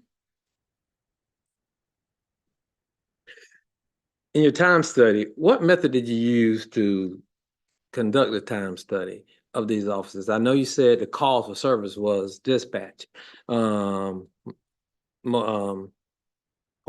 where the dispatch call and send an officer out. But how did you actually conduct the time that officer is on the call to clearing that call? Oh, okay. Well, that's all in the system, right? I'm sorry, that's all in the system. So that's just extraction of your official data. So think of it as a time step. So the call came in for service, the dispatcher got on the radio, and that was assigned to officer. And we do this by officer like badge number, identification number. So 178-A or whatever it is went at 10:33 p.m. Okay, and then that person has to call in at the end, and I'm now off the call. And that's important for two reasons. One, for the point of the study, it allows us to measure the amount of time actually on dispatch. And then more practically for what's happening in the real world, crime world, or, you know, public safety world of Palatka. Now that's lets his dispatch and lets the agency know that person is now available again to be sent somewhere else if need be. So there's some crimes that an officer has to respond, like domestic violence, battery charges, theft. I understand that Walmart gets a lot of our calls go to Walmart. And I think that they're now going to a system where they pretty much handle it. Am I correct, Chief? They pretty much handle it now. You don't have to answer, but they pretty much answer in-house, and then maybe just forward things to the state attorney's office. Now, out of those calls, dispatch may, I don't want to act like I know about all of it, because I might be off, but dispatch may call in the theft at Walmart, because Walmart called it in, that may or may not require officer to actually respond. We do have public service aides as well. Is that what they're called? Public service? Yes. That are non-sworn. And I don't know if your study covered that, because this is just sworn patrol. Well, we did have questions in the focus groups for all of the officers about, you know, like what are the top 5 calls that you most respond to get a feel for, like, and actually Walmart was mentioned, you know, more than a few. So would you share that? I mean, that's good information. What are the top 5 calls? Service, do you call? Well, they don't, the order probably would vary maybe from year to year, but so they're going to, well, we look at it in 2 ways. What are the ones that you're dispatched for most common? And then to our way of thinking, what's more important, which are the ones that you're dispatched to that are the most time consuming? So, you know, there's a lot of calls for, you know, well-being checks and things like that people have that just, you know, are, you know, like we haven't, is so-and-so, did they die in their house, you know, and officer well-being. So that's, you know, very short-lived and, you know, what might be fairly frequent, but the calls that are the really drivers of the time in this, you know, the budget are, well, domestic violence calls, in any fatal car wreck. But basically he has policy, and the policy says that there are certain crimes or certain events that require more than one person, right? So now, you know, if you're, you know, because I'm measuring basically, you know, time being dispatched. So in any violent crime, any crime that involves a juvenile, any crime that is going to involve offender transport, we is a frequent response. And, you know, here we, you know, obviously, I'm sorry, I was doing this in Georgia last week where it's 1013 Baker Act, any Baker Act. It's so, you know, those type of, those are the most recurring. I mean, obviously, you know, horrific crimes that involve, you know, even more than 2, but I mean, I understand you had a terrible situation by the park and a stabbing here recently. And while, you know, again, that's progressive to add, you know, additional deterrence officers and to keep that safe. And I understand that those aren't dispatchable people that factor into the solution. Okay, I'm trying to be short. And I can appreciate you answering that. So with the time study as well, I know that some departments have 8-hour shifts, some have 12-hour shifts, and I know that our department is actually 12-hour shift. So which one is a 12-hour shift? Yes, sir. So did your study even investigate what shift needs more officers to cover? Is it 8-hour shifts or is it 12-hour shifts? And could you explain? Well, the department really runs on a 12-12 logic. And then part of the factoring of the shift relief element is, well, you know, there's, well, you know, the peak times of day, right? The rush hour, okay? And so by having an 8 hour, you can think of that as sort of like a relief shift that overlaps part of the other two, right? So if some, Excuse me, I don't want to cut you off. I'm not asking you to explain what they are. oh, I want to know which one that you evaluated would be. oh, I see. Yeah, our study was done purely on a 12-12. Now, anybody that that worked relief, shifts or relief time periods, that was factored into our time measurement along with, because we factored in overtime as well, so. But I thought one of the benefits is 12-hour shifts actually alleviate or at least decrease overtime. So, Yes. and manpower. Right. And you could do more with less because you're doing a 12-hour shifts. I know Chief could explain, but I didn't get it from you when you was telling. So, but you've done a good job. Thank you. Okay. I know. So just to answer your question, as far as it pertains to the different workloads for the shifts, whether it be 8 hour, 10 hour, or 12 hour, regardless, the police department operates on a 24 hour period. The reliefs for the number of hours that must be out during each shift would be the same to cover the city at its minimum and maximum levels. Just for example, a minimum staffing for a day shift period, whether it be 8 hour, 10 hours, or 12 hours, is 3 officers to respond to calls. That is very low when we look at the size of our city because it covers the 3 zones. Now, if you take into account, if you get a Baker Act that someone has to be transported to Daytona, then you're down to 2 officers. Or if you get an arrest where we're stuck out at the jail, once again, you're down to 2 officers. That runs or has to respond to calls for service for the entire city. So when you speak on 8 to 10 to 12, the number of officers provided for that time stays the same. It's just the number of hours they work during the day because we're covering the 24-hour period. All right. So you said typical shift is at 3 hours, 3 Minimum patrol officers? minimum shift coverage. That's minimum. That's at a minimum. So let's say, for example, he spoke on vacation, illness, any call outs or anybody out. So when you miss somebody, our minimum levels before we reach out and call, they cannot go under 3. So if they hit that number, we have to reach out and we require officers to come in. As you're well aware, we require them to come in to do shift coverage where it requires overtime. So what's the average shift number? So our average shift number actually right now as it stands is 4 officers. It can elevate to 5 at night. Okay. When full, it would look similar to 4 on days, 5 on nights with a mid-shift officer. And I know you're proud to brag that our not beg, but to brag that our crime rate has gone down, right? That is correct. So we are attempting to do miracles with what we have. Yeah, I appreciate you doing it. But I want to touch on just briefly, as mentioned, as Dr. Miller mentioned, the COPS program. And then what you've done recently, approving the COPS program has already elevated staff. He talked about over a number of years, adding the different staff members and where we stand currently.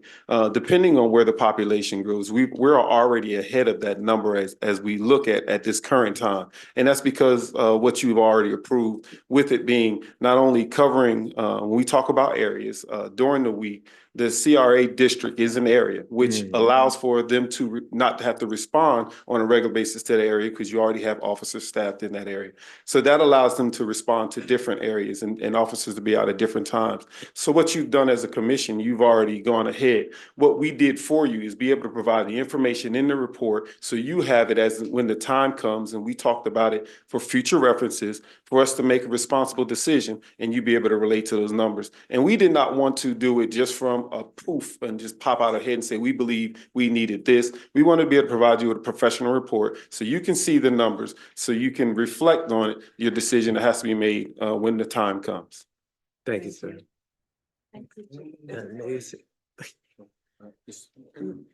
Super quick in conclusion, thank you for the opportunity to share this here tonight. I do want to short of hopefully, not be braggy, but with some humility, but at the same time, I want you to have confidence in the study.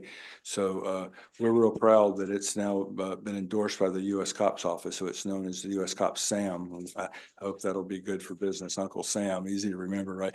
But SAM stands for U.S. COPS Staffing Analysis Model. So it's now the nationwide preferred gold standard model. In the last 4 years, we presented as the keynote address for the Florida Sheriff's Association, then the success of that to the National Sheriff's Association. We couldn't believe it, but they liked it so much they asked us to come back and do it again a second time. So it's the new national model, and I hope you'll have confidence in it. If there are any follow-up questions or anything, because I know some of the details and are kind of meticulous. I'm just up the road, live on the south end of Doctors Lake. Happy to come down and meet with you guys if you need. Thank you. Thank you, Mr. Miller. Thank you, Mayor. Thank you, commissioners. Number 5.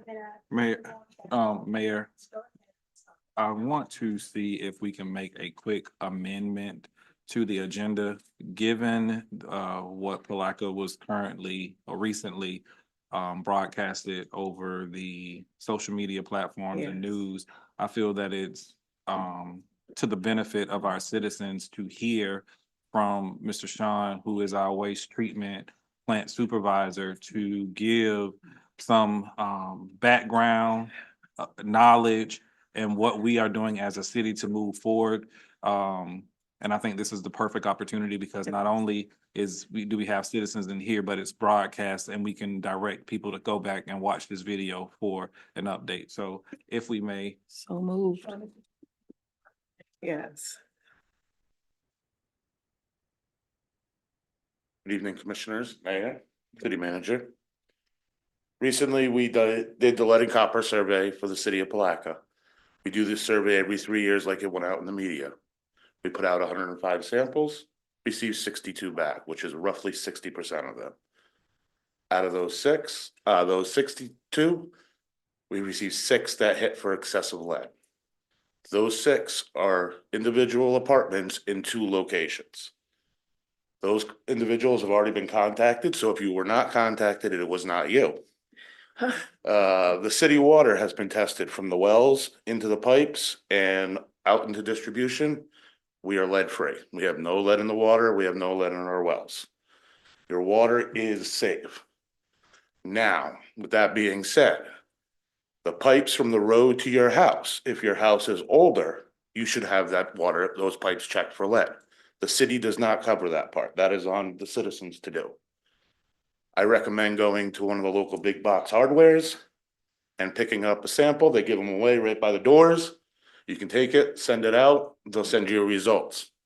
When you get your results, if you do not understand them, please call me right away. I'll come right out to you. We'll go over them. We'll check them. We'll make sure you're good. The city will help you any way we can moving forward.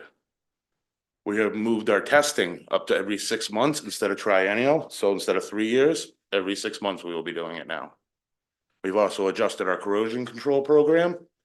We put it up a little bit to try to help those people that didn't pass. Hopefully we can coat their lines for them and they won't have to accrue the bill of replacing all their piping. If your pipes are bad, that does not mean you need to run out and change them right away. You can solve that problem with a simple Brita filter or any other water filter or water pitcher. Please do not run out immediately and think you need to replace all your plumbing in your house. Moving forward, we're going to be on top of this. We've been on top of everything going on. We've passed all kinds of tests that we've never done before. We're on it. We're moving forward. It's not the city water, and we're going to make sure and keep the water good for you guys. Any questions, contact me. My number's on the reports. It's in the media. It's everywhere it is. My name, my number, my email. Call me. I'm there for you. I swear. I don't care what time it is. I will get back to you. Recently, this weekend, I've probably spoken to about 500 of you already. So I'm there for you. Call us. We'll get out there. We'll help you. Littlest thing. You don't like the taste of the water? Give me a call. We'll go check it out. Make sure you're filtering your water quick enough. Other than that, that's all I can tell you. Right now, it's a very minute sample of our city. And the way it went out, it looks like it was the whole city. It really isn't. And so I wanted to bring that to the attention of the community because, and thank Sean for his leadership when it came down, because he actually reached out to explain the process, because prior to I saw someone sent me the news clipping, and I was able to reach out to the citizen who made the statements, and they were very thankful. And I was able to give that information, correct information, because Mr. Sean had already reached out to us. And I wanted to, this is a prime example of being out in the forefront to correct what the media has portrayed when it comes down to some things that have come out. Knowing that a small number of 6, and in those apartments, we can't make the change. So I think educating in the future, making sure that when things like this come up, that we are in the forefront to make sure that we correct the information that has been wrong. And I honestly, I thank you, because you reached out to me before I even had to reach out to you. And it was, I said, it was like a 2-minute difference from the time I received the text message with the news article to where you was actually calling me. So thank you for phenomenal leadership. We have that throughout several departments, but when it comes down to water, when it comes down to certain things, it becomes an uproar on social media. Absolutely. Because of lack of knowledge and how things actually work. So it gave me great peace, as I told Mr. Sean, to know that it was a fraction, while we don't want any lead in our water, but to know that the way that it was presented, that it was only a few number of 6 residents. So thank you so much for your leadership with regards to putting that fire or lead out. Absolutely. Like I said, we want to be proactive. We work for you guys. That's your water. I want to make sure you're happy with your water. And if you aren't, let me know. I'll take care of you. I promise. All right? Thank you, Sean. Coming up, before I say anymore, I want to make sure I announce that January 7th at the Jenkins Center from 5 to 7, I'm going to be holding a community event. I would like all you guys to come. We're going to educate everybody on lead and copper, what it does to the human body, what it does to your pipes. Come on, how nice and simple. Everybody will sit around. I'll explain it, have some demonstrations, and everybody will go home a little more knowledgeable. Thank you. Thank you very much. Sean, I have a question. Sure. Out of the approximately 4,000 homes, or apartments that we have in the city of Palatka, how did we select the 105 people to receive the sample? That was set up by DEP. DEP sets up our sites where we sample from. We just follow along to what they tell us to do. It was set up, I don't have the exact time, a long time ago. And the person that was in charge of water 20, 30 years ago sat down with DEP and selected these sites. So these sites are in stone. Moving forward, I'd like to petition DEP to maybe change a few of the sites, because some that we have on there, those buildings no longer exist. They're either a parking lot now, or they're a store, or whatever it may be. So Right. I think it's time for us to update Update. that list and be more proactive with it, get in the smaller areas that we don't get the test. All right, thank you. You're very welcome. Thank you. Thank you for everything. We appreciate you. You're welcome.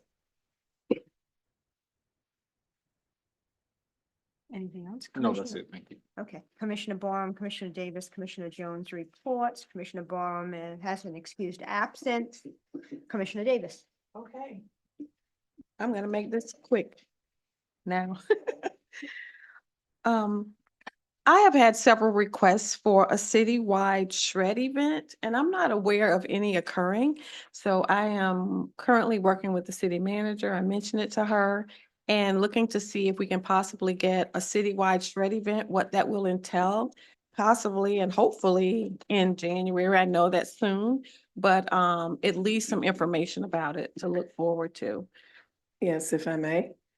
Public Information Officer and myself, we have already met, and she is actually helping me with trying to see if we can do it in the month of January. So hopefully she'll let me, we'll know that by the end of this week. Thank you. Thank you. That's fast.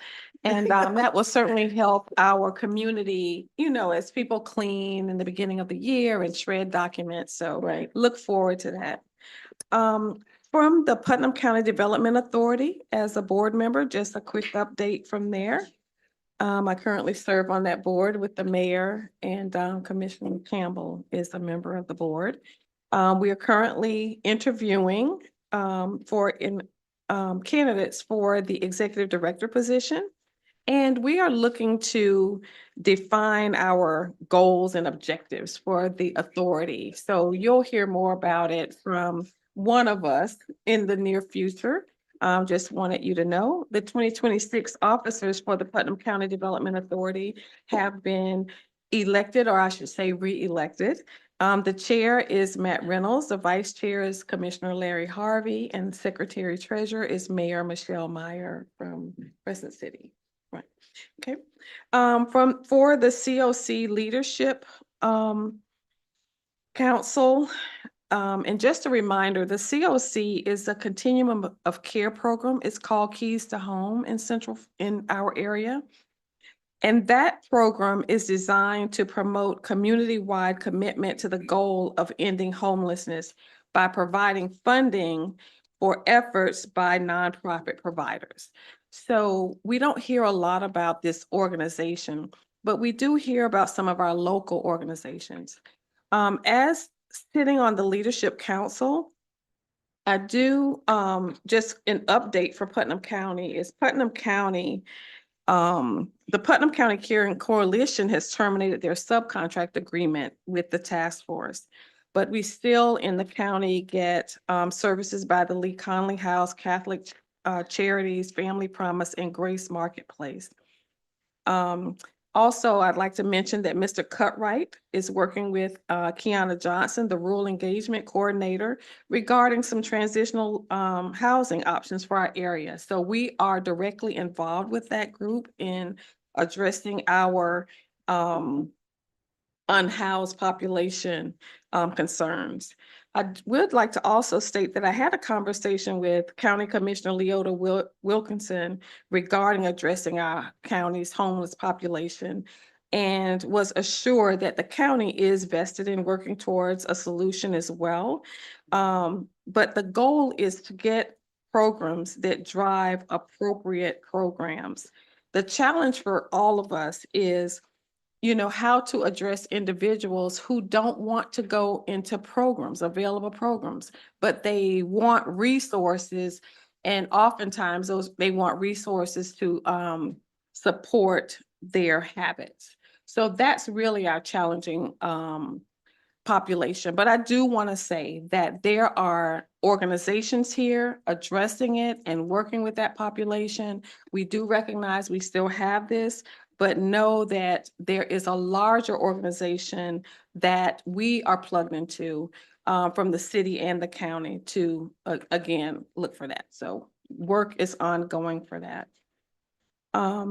That is all I have. Okay, thank you. Do you have Thank anything, you. Commissioner Jones?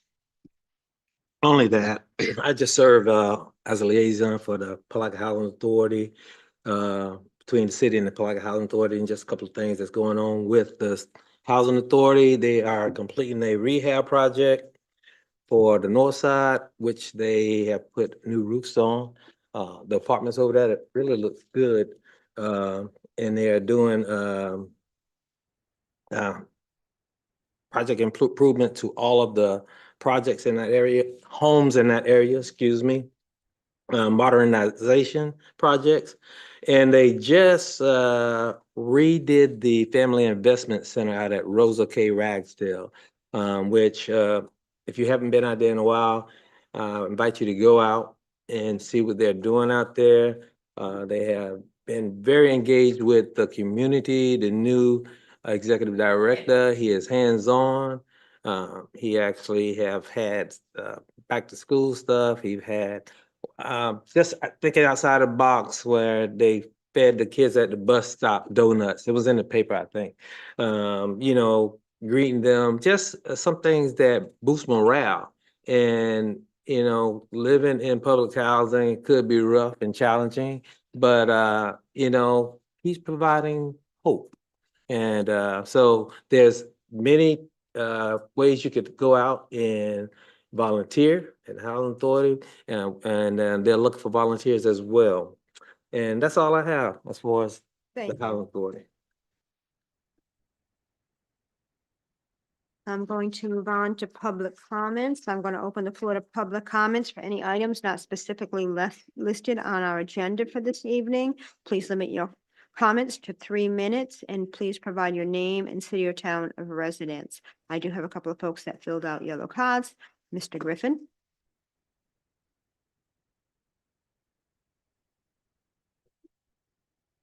Good evening, Commissioners, Mayor. My name is Bob Griffin. I live at 309 River Street. I wasn't born and raised in Palatka. I chose Palatka and I came here 14 years ago. It's the best thing I ever did. I'm one of the crew of the Amera Z. It's a tall ship that is a performing arts venue. I was just looking at the city seal, the very top of the city seal, you've got a tall ship. And we've got a tremendous maritime history here. But what the Amera Z does, it brings us a 90-foot steel-hulled performing arts venue for our community.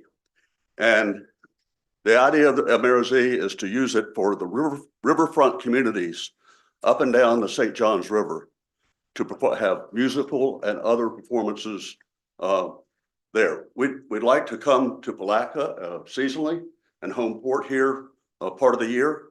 We're right in the middle of the St. Johns. It's currently home ported in Jacksonville, but we'll be doing performances in Mayport, Green Cove, Palatka, Sanford. We have the ability as a sailing barge that only draws 3.5 feet. We have the ability to come very close to shore to be the stage for the audience on shore. This is owned by a nonprofit. Its history is that it was the home for a traveling theater group for 25 years. That theater group disbanded and now we've got the ship. It's a nonprofit and it's staffed by volunteers. About half of the volunteers are from Putnam County. And we would like to be able to put on about probably 4 or 5 concerts, free concerts at the Palatka City Dock or the shoreline in 2026. We also did have a demonstration concert this summer, and we had a very good reception. On our previous port visit, we had lots of people come by and a tourist attraction. We had 50, sometimes 100 people a day coming out to see the vessel. I talked to people that said, oh, I was just traveling through Palatka and I was going across a bridge and I saw this ship and I had to come by and find out what it was. So we want to be Palatka's tall ship in addition to being the ship that advocates for the St. Johns River. What little, we don't really ask much.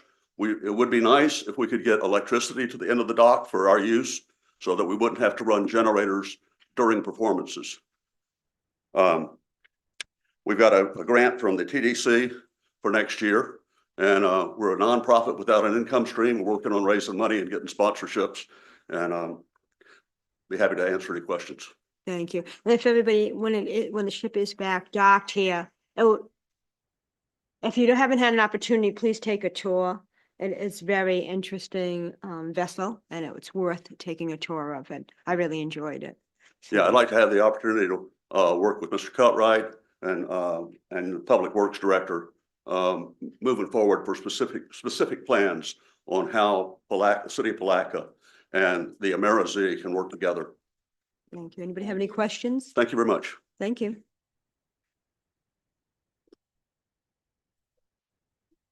See, Mr. Deputy?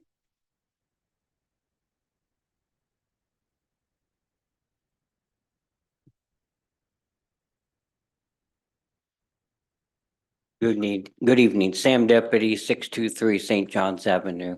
Mayor, Commissioners, I just want to say thank you. The 114th Christmas parade is over. It's always a good feeling when Santa crosses the line and we've got another year under our belts.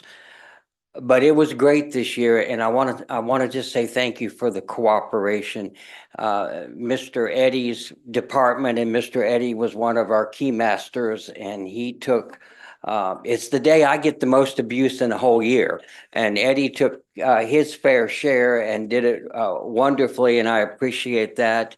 The police department was just above board and wonderful with everything. We learned a lot this year about that, so we're grateful. But I want to say thank you because we've never had the city of Palatka on a float with our commissioners. So, and we've never had our city manager in the parade. And I just want to say thanks for that cooperation.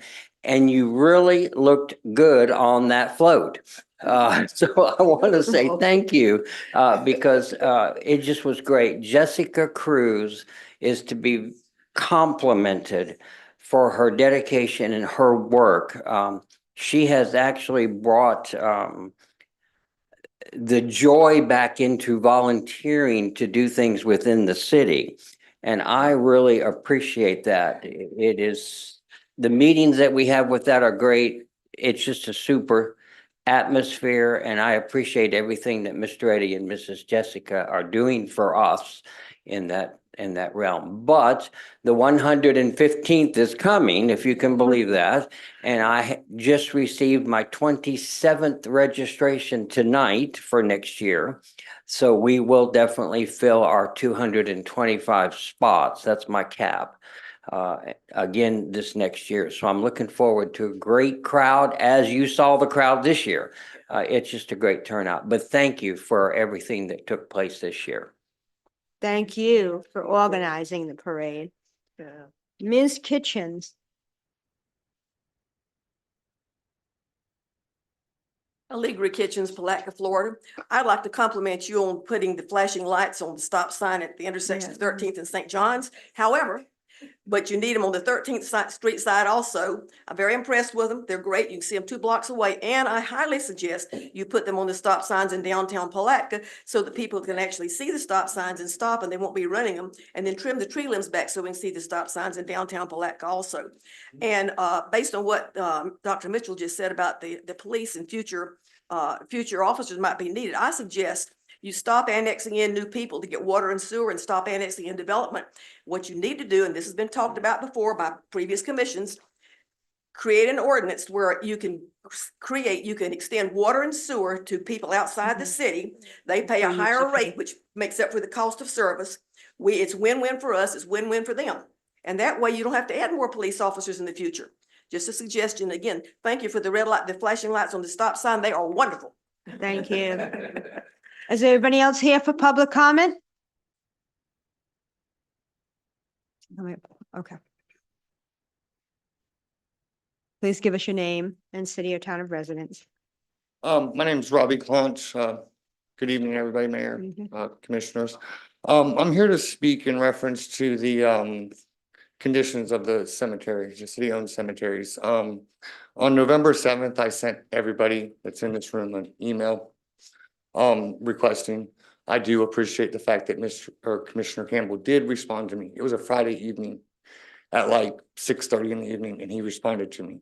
I also spoke to Miss Annie. She was very helpful drove me in the right direction, so on and so forth. Unfortunately, since then, I'm in the same place I was that evening. I have made multiple attempts to get an answer to it. If the answer is no, the answer is I have to open up my checkbook. Whatever the answer is, I've expressed this to the city manager multiple times.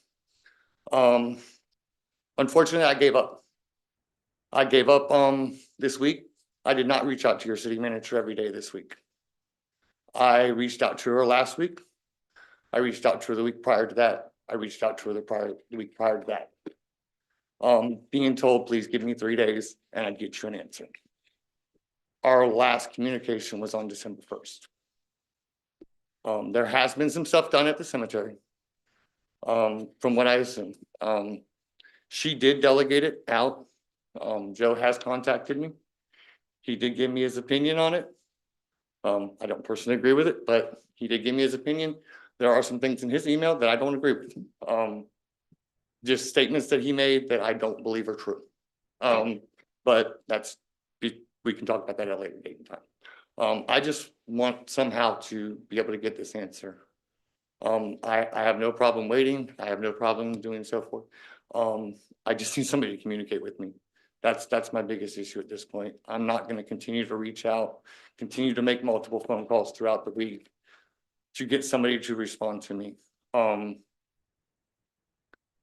I don't want to bring it up, but we just had this issue just recently. So if I'll be here to the end of the meeting, if anybody would like to speak to me after the meeting, I just figured everybody would be in the same room tonight. Everybody that I have been told that needs to be involved in this is in this room this evening. I just need an answer. Because honestly, it is not acceptable. I hope everybody enjoyed their Thanksgiving. I started mine off by going to the cemetery and pulling weeds and treating ants, so my daughter could go see her mother on Thanksgiving, because it's not in the conditions unless I go out there and I pull the sand spurs up, which are gone now. When I was out there Sunday, I didn't see any. Unfortunately, one of the emails I received from Joe was that he was going to ask for additional services. Services that are already on the contract. But it looks like they went out there with a product of, I don't want to say Roundup, because we know that's a very bad word. Turf clear, so forth. Oak Hill Cemetery is burnt. It is brown from one side to the other. Y'all are more than welcome to go in there and look at it. Like I said, I just want to see what we can do to reintroduce the irrigation. Thank you. I'll do anything in the world I can do to help. Appreciate y'all. Y'all have a Thank wonderful evening. you. May I One respond? minute. Is there anybody else here for public comment? Seeing none, I'll close public comment. Miss, go ahead, Thank Miss you. Scotty. So I have spoken or sent, not only have I responded to you, I've spoken to you several times. I've sent you several emails. I've delegated to Joe, Mr. Verrecchio, on several occasions. He's communicated with you. And I'm going to ask Mr. Joe to come up and explain further. What can we do? I don't want to do this in this meeting. the Okay. way So that- I've already met with But him. what I'm trying to say is, I don't think that the commission is abreast of what he's actually asking us for.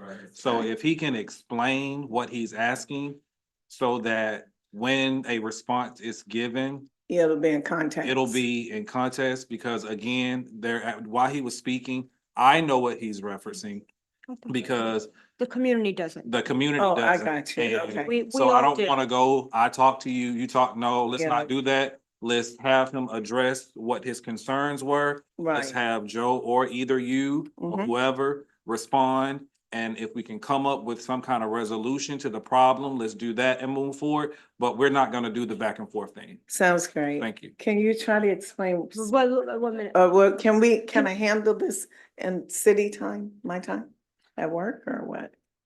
So the issue is that from. I was gonna have Joe come up and explain what the That's issues what I was were and trying see to if say. Mr. Punch My disagrees thing with. is, let's hear from the citizen who brought forth the complaint. It's not the usual process. But if you're saying not the usual process, but if he's bringing forth the complaint, Okay. we don't know what the complaint on. is, how can he respond to a complaint that everyone may not be abreast of? Okay. what To the podium, complaint is? please. Got it. Again. Thank you. And just kind of give us an overview of, yeah. Yes, like I stated, it's just, I have photos, so forth. If you walked through the cemetery as of October, was when I took the photos, your pant legs are completely covered in sand spurs. There are several ant piles out there. I understand the environment. But we're paying somebody. At the end of the day, we're paying somebody to treat the grounds. Right. So I just want the grounds to be improved. Unfortunately, you can go out there, you can spray product all day long. Majority of all your products require them to be watered in. They don't work unless they're watered in. As far as if you wanted me to explain the distruth, Not the that it's irrigation, true, but- oh, no, I'm sorry, what His I stated concern- about. Overall, his concern was with the irrigation, Right, the irrigation, I want the irrigation either repaired or reintroduced. I don't know if it matters, I do have a little bit of background in it. I'm willing to assist in any way I can if I need to send some of my guys out there to replace some sprinkler heads. If I need to send my guys out there to, fix a pipe break, so forth, I have no problem doing that. Thank you. But And so this is what the Thank you. solution That- of what. There was I the wanted to get to irrigation, the we wanted to get substance of what it was, Right, because it's not because about I can't- spraying, it's not about, it's the Irrigation irrigation. is the And if there's a way that it give us the response as far as, is the irrigation out? Is it has a possibility to be replaced? The potential cost, is that something that we've taken in consideration? Why was the irrigation not repaired during the time or taken away?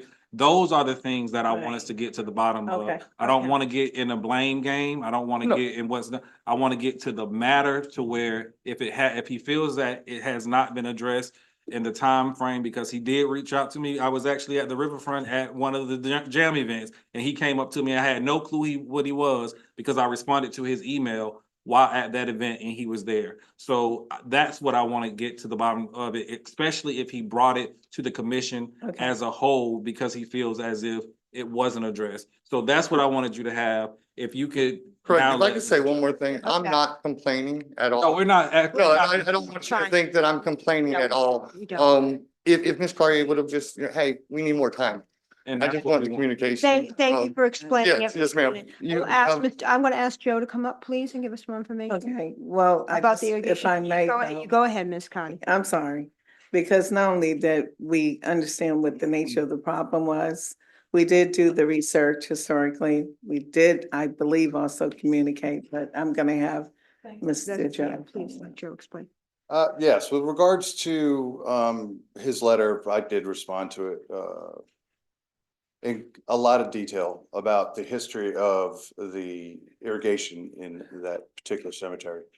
It was in place years and years ago with our reused water. When that system was up and running a number of years ago, what it was doing is the treated water was damaging some of the headstones. We were getting complaints beyond belief.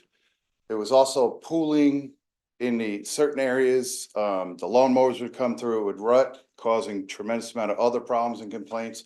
It got so vast at that time, the city at that time made the decision just to shut it off and to go away from it. With the irrigation system, we used to reuse water. Now that's the reclaimed water sent back out.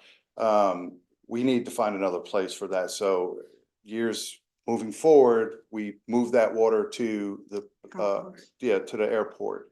So now sprayed down out there and doesn't affect anything, and things grow well out there. Other than that, we don't have city water in that general area. The water that was feeding through there is no longer available. It goes out to the airport.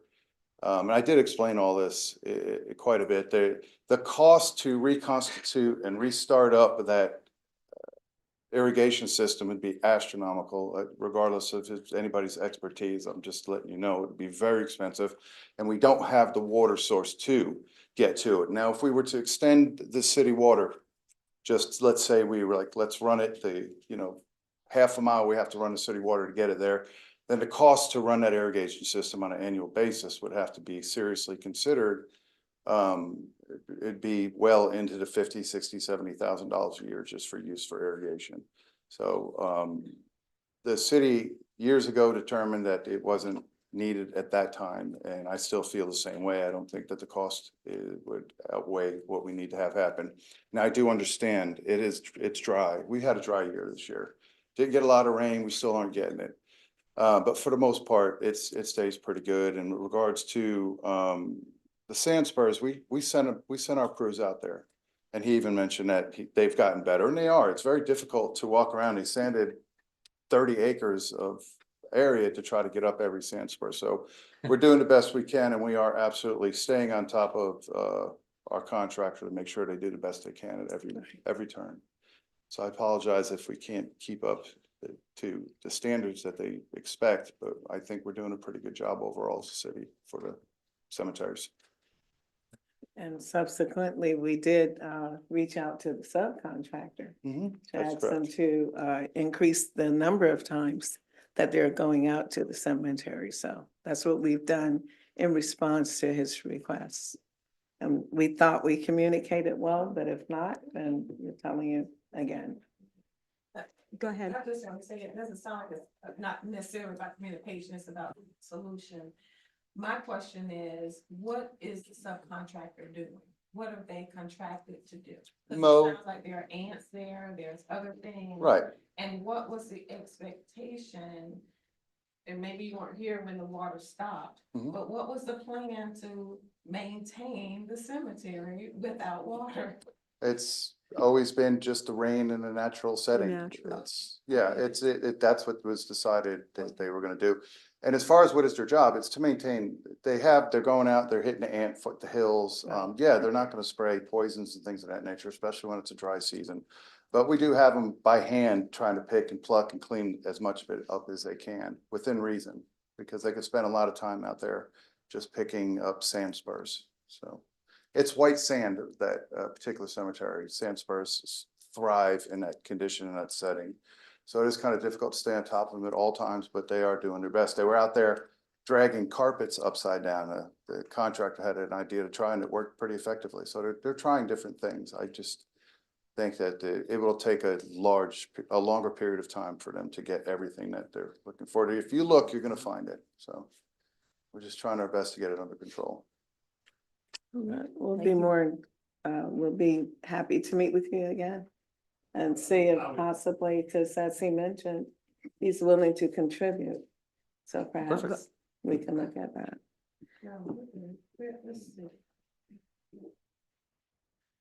It sounds like the solution would be so costly and regardless of contributions, and we still have to, I think, come up with some other solutions potentially if Sure. they are out there. Because it's problematic. Quite costly. Go ahead, Commissioner Jones. Never mind, I was going. Anybody else? Thank you. Yes, ma'am. Folks. Go ahead. We were going to ask that one item be pulled from the consent agenda. Which item? That would be item F. Okay, I was Because just the- gonna ask anyway if there were any items to be Oh, pulled, but okay. that's fine. F. Before we go to the consent agenda, go ahead. So, for the Amarazeum, can you Oh. take that? Okay, so, we've met also before, a couple of times maybe. What I would like to do is schedule a meeting with you after this and, we'll see if there's a way with, Mr. Director of Public Works, right, Director and Community Affairs, and see how we can work with you better.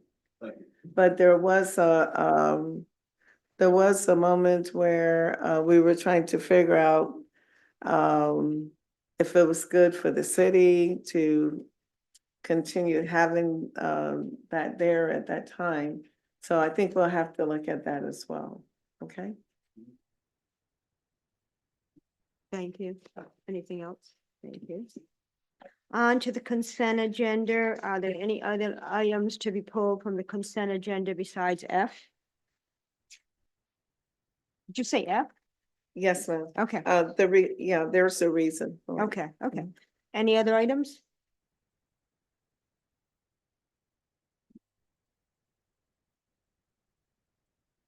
If not, do we have a motion to approve? I'll make a motion that we approve the consent agenda excluding item F. The motion is second. Any further discussion? All in favor? Aye. Any opposition? Thank you. F. Let me read F. one Okay, second. F is Well, being. let me read it, please. Oh, please. Adopt resolution number 2025-R177, supporting and endorsing the nomination of St. Mary's Episcopal Church for listing on the National Register of Historic Places. Go ahead, Ms. Carter. Yes, the reason why I requested it because the individuals are here and they would like to say something regarding. Okay. Ms. Taylor, would you like to come up and give us some information, please?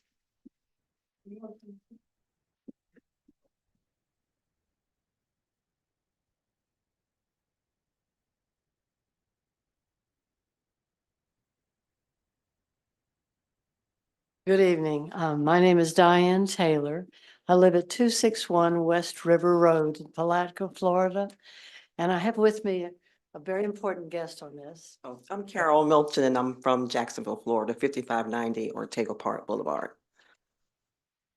And the application to the National Register has steps that we have to follow. And we request the authorization from the city of Palatka to move forward. And St. Mary's Church is the Carpenter Gothic Church at 809 St. John's Avenue. And it was built in 1883 by John Purcell, who is a well-educated landowner, a master carpenter, and devout Episcopalian, an African-American in Winnsboro, South Carolina. And when he came to Palatka, he built the St. Mary's Church in 1882. And St. Mark's Episcopal, the church on Main Street on Second Street, sponsored the little church because Purcell came here and he wanted to bring his son Isaac to go to law school in Palatka. And he held services in his home on Lemon Street, which is now St. John's Avenue. And it outgrew his home in 2 years. So St. Mark's sponsored the finances to build St. Mary's. And George Burt, who was a developer in town, gifted the lot. But Ms. Milton is the great, great, great granddaughter of John Purcell. And she did the research that helped me on this application. So tell us about John. Oh, well, I'm gonna try to be brief. In 2016, I started genealogy research on my grandmother's side and stumbled across my grandfather, great-great-great-grandfather's history. And in doing so, I kind of started at the lower end with my family moving forward. And that's when I discovered more so his son, Isaac, the attorney. And as a result, when I was doing my research, someone tapped me in Ancestry.com to confirm if I was a descendant of John W. Purcell. And that's because they were writing a book about the Gothic churches. And that's when the facts came about that my great-great-grandfather built St. Mary's. And they reached out to me and invited me to some of their events, tours, signing the book. And it's called Spires in the Sun, A Gothic Story of Churches. And I was engaged with them to understand the history behind the church. And I got a book signing and the author signed the book and we just kind of connected from there. And then they asked me to attend any of their events that was in my area. And I just started having a partnership with them and understanding more about my great-great-grandfather. But I had already researched the sons and went to Winnsboro, South Carolina, and went to a genealogy study there. And I found a lot of history about my great-great-grandfather, where he sold goods to the Confederate Army. He was a free man, never a slave. He actually had a servant himself. And he owned several land and property and acreage there in Winnsboro. And I got a lot of evidence from that genealogy center, different receipts from him building chimneys for schools. He built homes there. And I'm just very proud to have found that level of lineage behind my family and to bring that back here and knowing all along, he and his two sons were living here. And then Isaac actually became a city councilman in Palatka, which no one knows. And his son Joseph became the city clerk of Palatka. And if you ever look at the history of the city hall records in Palatka, Florida, we went to the city hall, my aunt and I, and we pulled the records. And I see all of the meeting notes and things like that, and it brought me to tears. And then there also, Isaac is a very well known attorney. I can't even, I'm kind of full with emotion right now. But he represented the Supreme Court of Florida, the state of Florida. He was a delegate for the National Republican Convention 4 times. And he won a Supreme Court case in Jacksonville, Florida, allowing African Americans to sit on juries and also to be on travel on different public transportation. And he's in 4 or 5 different books, The Emancipation of the American Negro, and Booker T. Washington acknowledged him in several his books about being an upcoming big-time attorney. So it's just a moving moment to know that, you know, I have this lineage here in Palatka. And for also, the big overwhelming news is all these years living here and growing up as a child, and my grandmother, which is her great, they never knew that this history existed. And they're actually buried over in the cemetery, the father and the sons. And none of us knew this. So I'm very proud to be here and hopefully getting this history of the church that he's built. Not only did he build this one, he contributed to the archdiocese, which is an entire entity of churches with this same style of church throughout the state of Florida and in some other places. And he specialized in the temple part, where you can actually see his work by looking at the way the temple design is to know that that's his work. And he's mentioned in the book about it. So that's my synopsis. Yeah.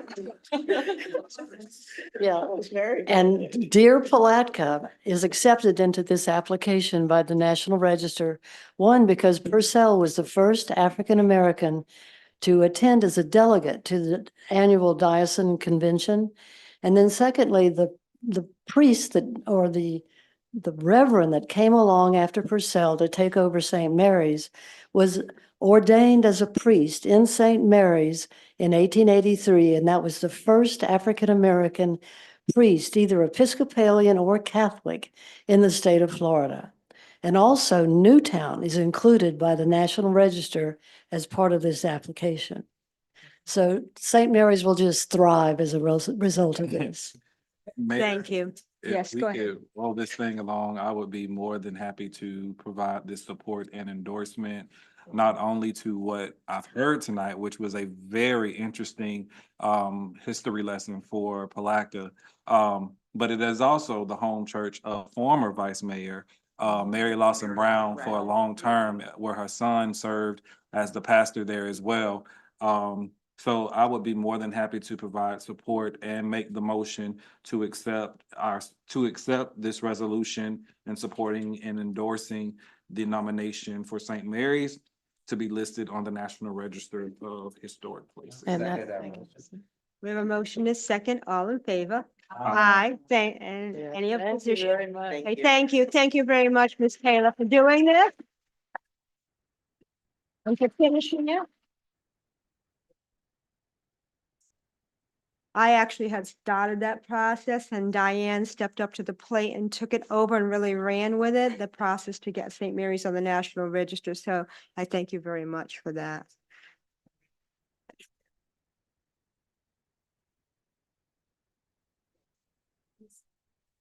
Does anybody want to take a recess?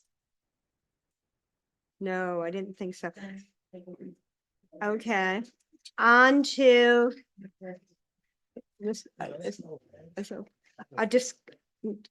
a discussion direction, Zoom attendance at City Commission and CRA meetings. It's just a brief discussion and thoughts about how the commission feels about us zooming in. Yes, guests will zoom in, but what is the general thought?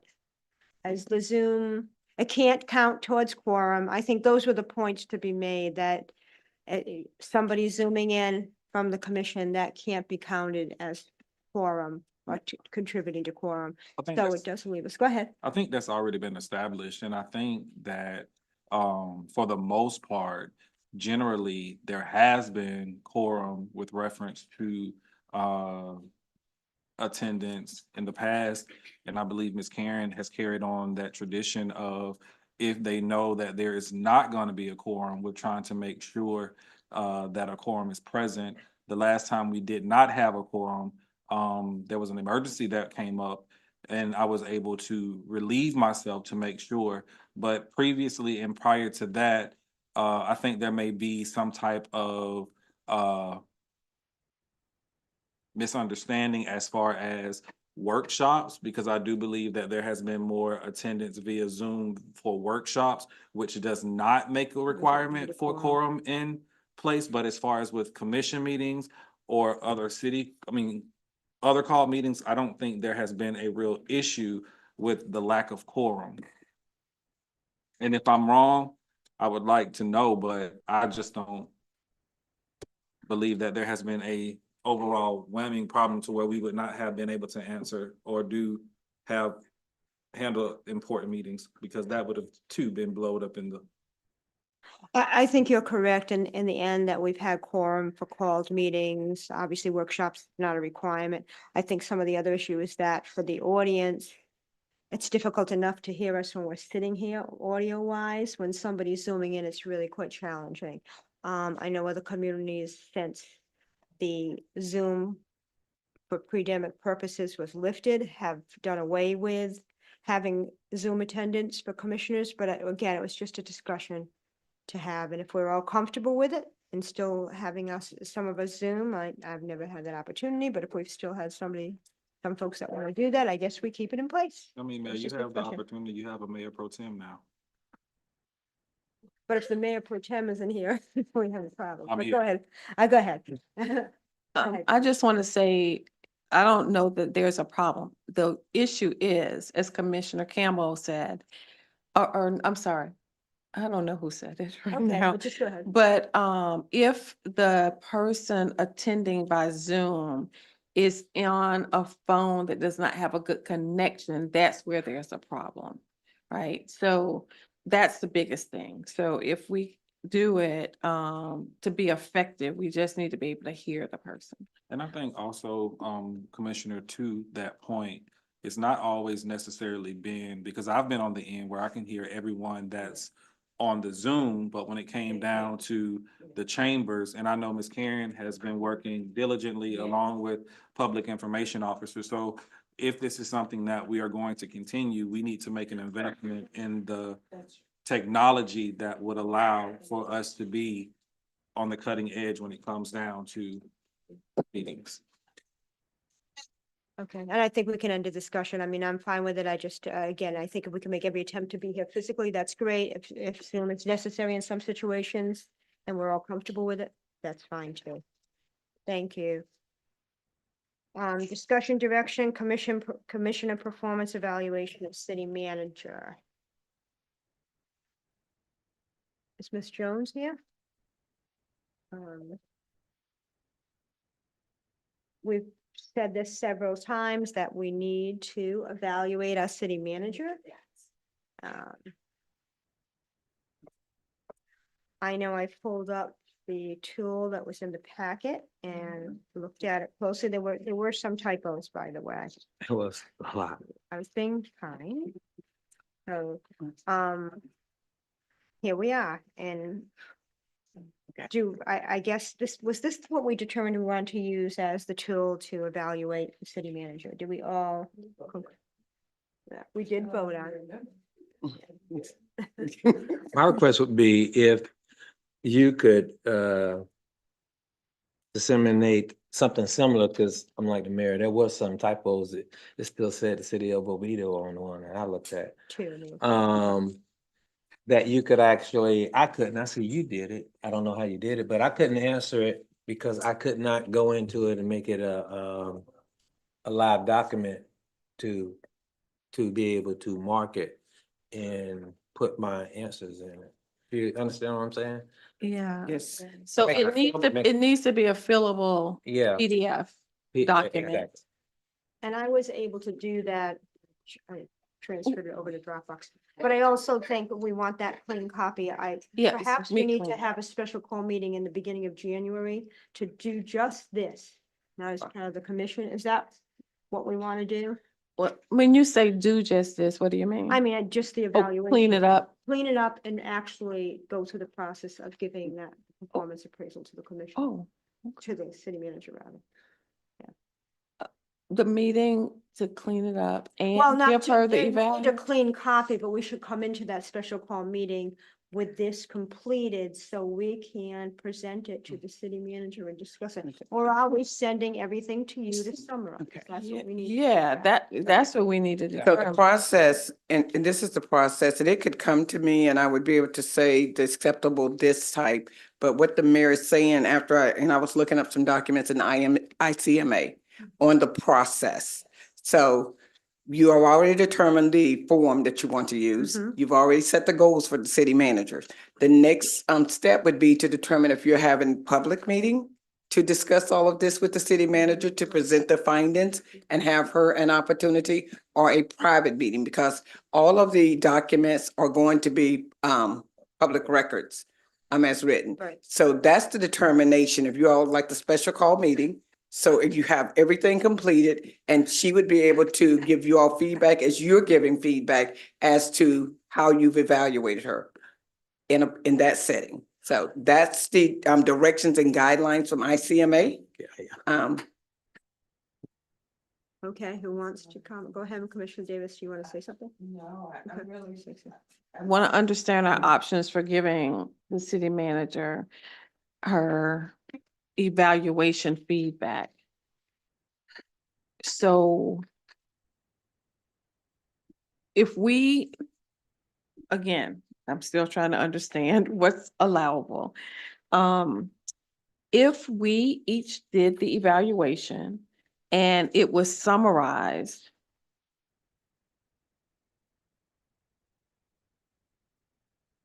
and we received the summary, could one One document versus five. correct? And then could one commissioner give Ms. Cardy the feedback?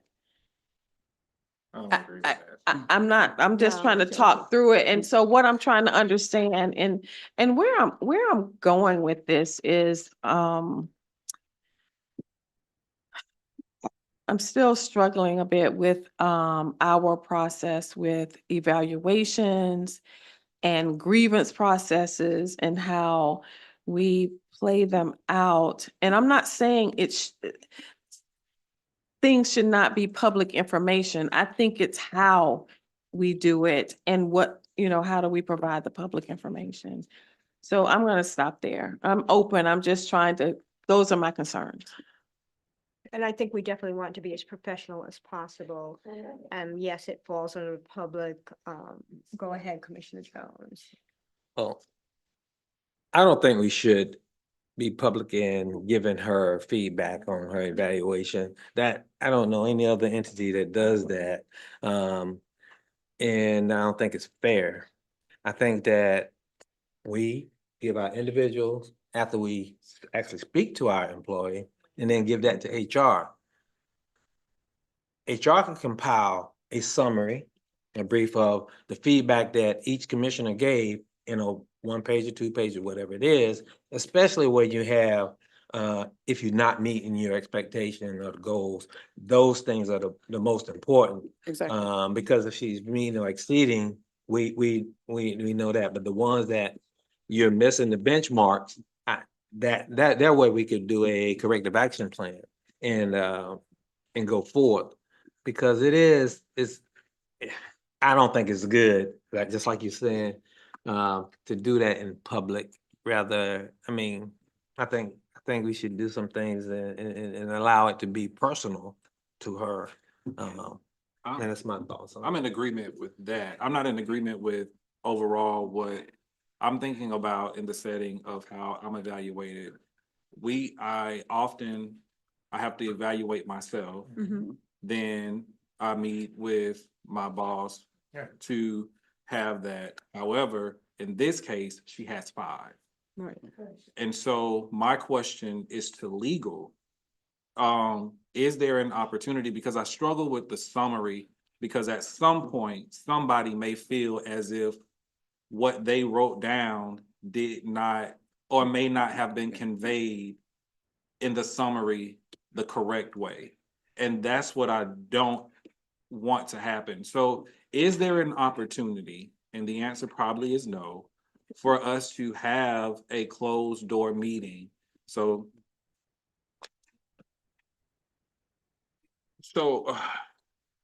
So I those, just, yeah. well, and where I feel as if, and it's not to, I'm just thinking about what we didn't do in the past, not making those same mistakes. How we've in recent with having liaisons on multiple as multiple doing multiple things that we had going on, and how some of it was perception or some of it wasn't really conveyed. I want us to avoid that if at all possible. I do agree with giving her the opportunity to have some things that's amongst the commission, but again, how do we accomplish that? And that's where I'm struggling with, how do we move past that point? Because I know, yes, I'm able to have that closed door meeting, but to make sure that individually what we need to, I don't know, I'm just still struggling with that latter part of it. Other cities So, do it, so how, And that was gonna be my question. So this is not new, and this is a question I've been asking for months, what is a best practice or a standard process for a commission with a city manager to evaluate? Because this cannot be new. And I know this exists. And so I guess I'll take it to the League of Cities. I mean, the Florida League of Cities, because this exists. It does, and that's why I'm confused, and- because at some point from what I've seen there's a self-evaluation component, there's a data-driven component, and then in some communities, there is actually a community and staff feedback component. And so when you say it's been done in different ways in different cities. Correct. But how are we? But we don't, but I think we need that information. so we don't know resources to how. make that decision. Correct, that's all I'm saying. And 'Cause then I- we can determine how we want to do it. I'm in full agreement with Commissioner Jones, with what he has recommended. Here's what I want to make sure is that, first of all, we know that individually, one, we can have, the city manager complete her self-eval. And we can review that with her when we go in with our eval, and we discuss that and write up whatever recommendations we have. And so where I hear you, Commissioner Campbell, I think you're saying there's concern about if each of our evaluations are turned into HR and it is summarized. I mean, we're talking specific data is summarized. Or you know what, maybe that's not the right word. We're saying summarized, maybe we mean combined. I don't know, maybe it's combined. But the point is, I agree with you. We want to make sure no one's point is not included yeah. in that combined or final document. I think that's what we're saying. So to that point. And I do know, for example, Crescent City, the city manager does do a self-eval. Yeah, oh, yeah. And so we haven't not a done, problem. no, I know, but that's not the process we've had right now. We've never done an eval here at all. As far as I know, historically, there's never been an eval done on the city commission and city manager. Yeah, So, not the full which is not commission. good. You mean the full commission? Right, but a city manager evaluation, a full commission as it's Yes, supposed to be yes. done, it's never been done. All right. So we would need to get an approved self-evaluation form for the city manager. We do have one. We this is have it. the evaluation form, not self-evaluation. No, self-evaluation is Was a the part- actual evaluation that I would have received from a supervisor so that document Yeah, is she completed where it. she has. What she thinks. nothing- Completed as well. Yeah, it's Yeah. nothing different. Okay. And yes, it's the same document, but she completes it and shares it with us, and we agree Right. and determine based on discuss. our evaluation if.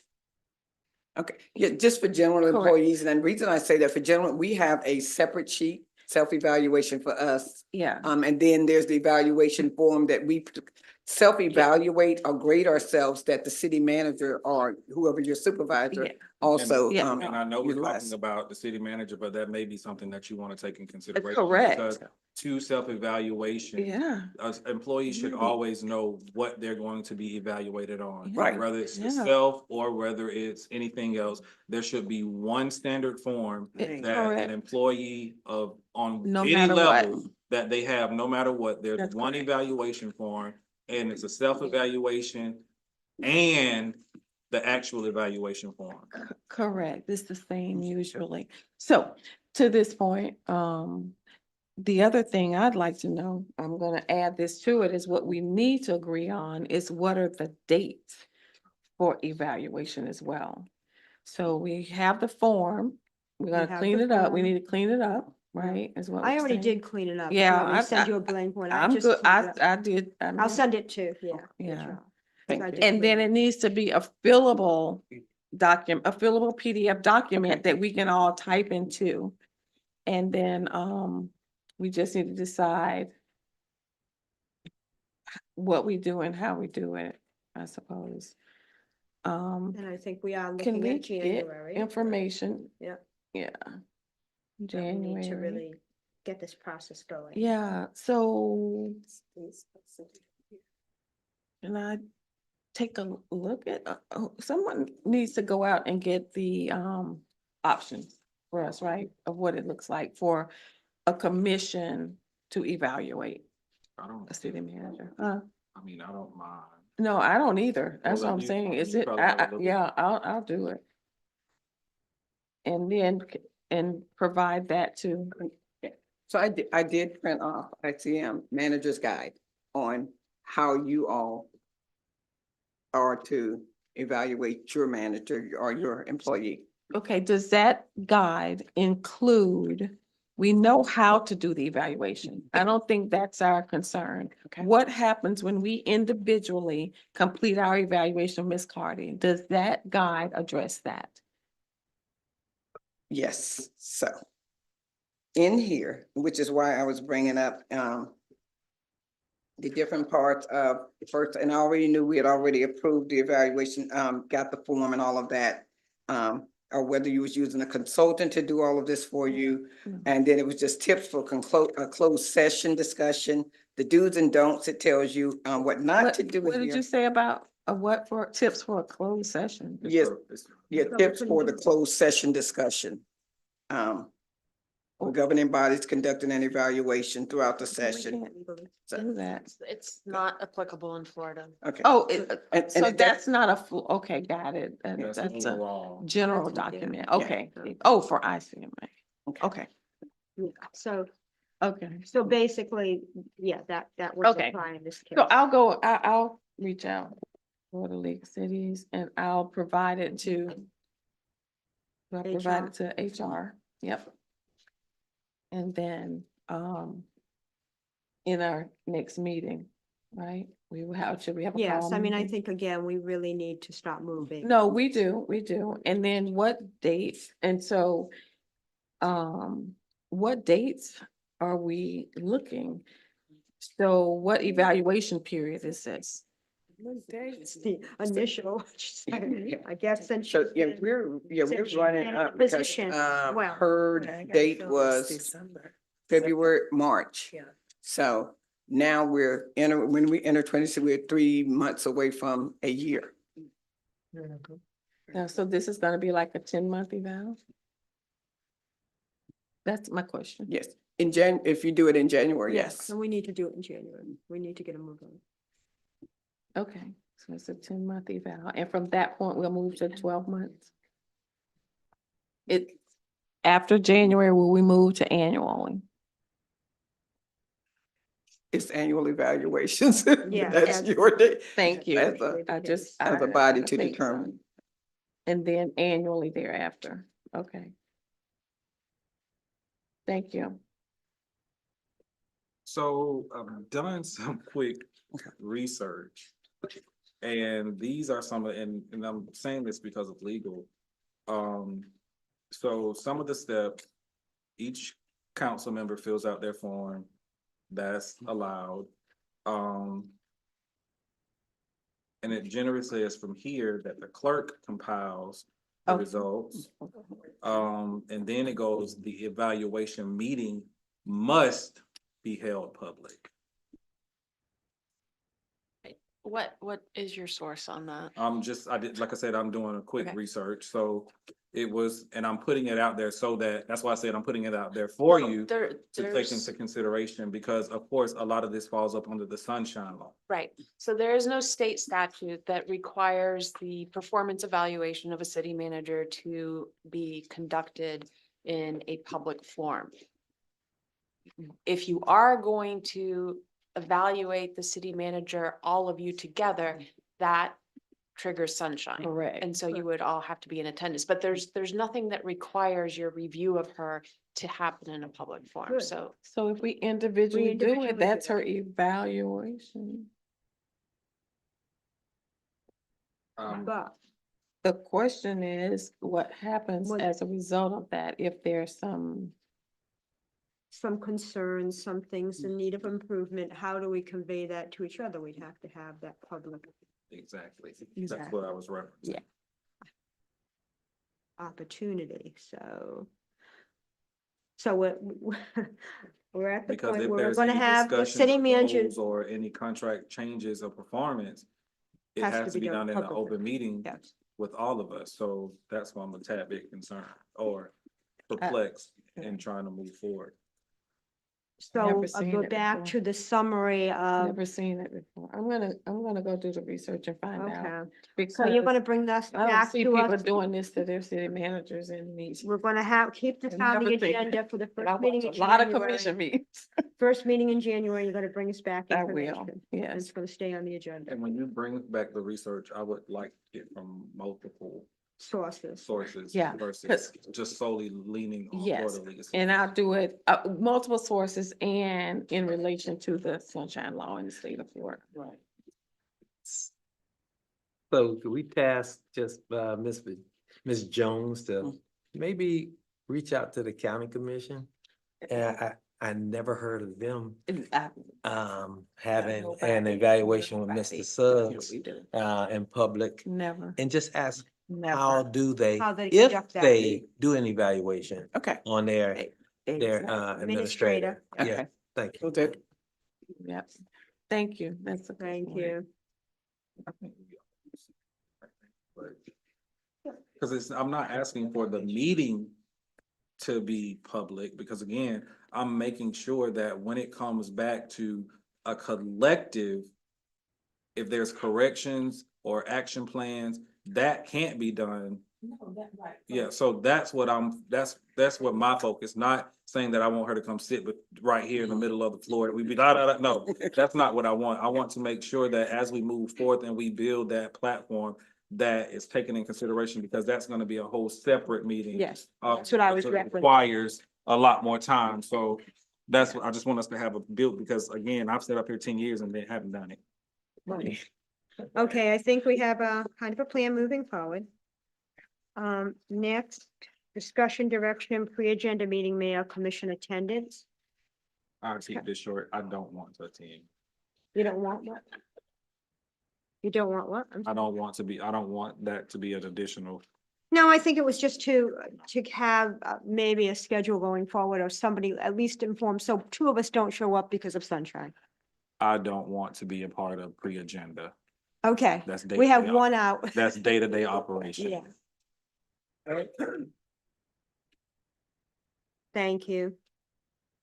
Any other input on that topic? But we're not excluded. You're not. We're not excluded. excluded. If one of us want to attend, and just say, Mayor, if you've been attending all of them, and, just communicate, I could communicate, say, hey, Mayor, I want to attend. Correct, I and just then don't want two of You us don't going. go, right, so that's That a was matter the of point. just communication, because to say one person is gonna attend all the time, that ain't right. Exactly. Yes. Thank you. On to. So, oh, I- go ahead, sorry, go ahead. So if more than one of you wants to attend, can you please coordinate with the clerk so we don't have any sunshine problems? That was my concern, that's why I brought it up. Otherwise, we have to publicly notice. That's why I brought it up. Can I ask this question? How did that even come about, one? And is this something that is a practice in this government is having commissioners or mayor attend pre-agenda meetings? So it started, well, you can answer Well, it did this. start with Carl, but I can also say that the chair of the county commission does attend the pre-agenda and she, well, it's now Madam Chair, she's the only one that does and does it every prior to every pre-agenda meeting.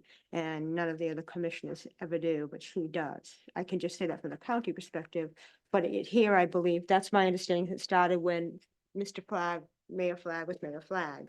And he started or initiated that inclusion of the mayor / chair in the pre-agenda meetings. And it continued until I stopped doing it, basically. And I guess my question would be the purpose of the attendance of an elected official. What would be the purpose? Are they supposed to report back during the commission meeting as if we report back when we about our different? That's what I want to bring clarity to, because I don't want staff or anyone to feel as if they have an elected official in attendance that they can't carry on the way that they would carry on. And two, what is the purpose? And I'm asking these questions because I have always been on the fence about it, because as a legislator, that's for me tapping in, borderline tapping in on day-to-day operations. And three, if a commissioner is there, are they able to talk, comment? Because could you influence what goes on the agenda or That's a not? That concern. would be a concern. I don't trust myself. Because in say, that for way. instance, I have something that I'm advocating for and want to be in on the agenda. So this time, I'm going to make sure that I'm at that pre-agenda meeting, blah, blah, blah. And that's what I want to avoid. Versus if I have a concern, when I meet with the city manager, I would say, I would like to us consider this to be on the agenda coming up and give her the information, and she takes it to the pre-agenda meeting and get information. Because this That's has, and this has come before us several times in the past, and nothing different has been done, or a commissioner, to my knowledge, have attended outside of the mayor. But to me, I still make to me, it feels as if we're tiptoeing on overstepping our boundaries with day-to-day operation versus legislators. And I welcome other opinions, but that's why I'll make it firm that I will not attend. That's why we have a hire as a city manager to delegate meetings. And that's what she does. Can the public attend? Anybody from the public No. attend? If I may say Go something ahead. at this juncture, one of the things that we started doing to be certain that all commissioners are aware of what has been discussed at pre-agenda, you noticed last week, I think, that everyone received the pre-agenda. I tried to get it out to you the following day. So like we met on Tuesday, I tried to get it to you by Wednesday, and also indicated the director or department head, in case you had a question or concern, you know, that you would know where it's coming from. And from that, I was able to reach out to her regarding a specific matter Yeah. and asking why it was on the agenda, and I Exactly. received the information that I needed from that email that was sent to us. So I appreciate that method and would advocate for that method, but Well, whoever asked for it, you know, I didn't ask for it. I didn't ask for it, so, I just still feel you have the liberty to go in if you want to.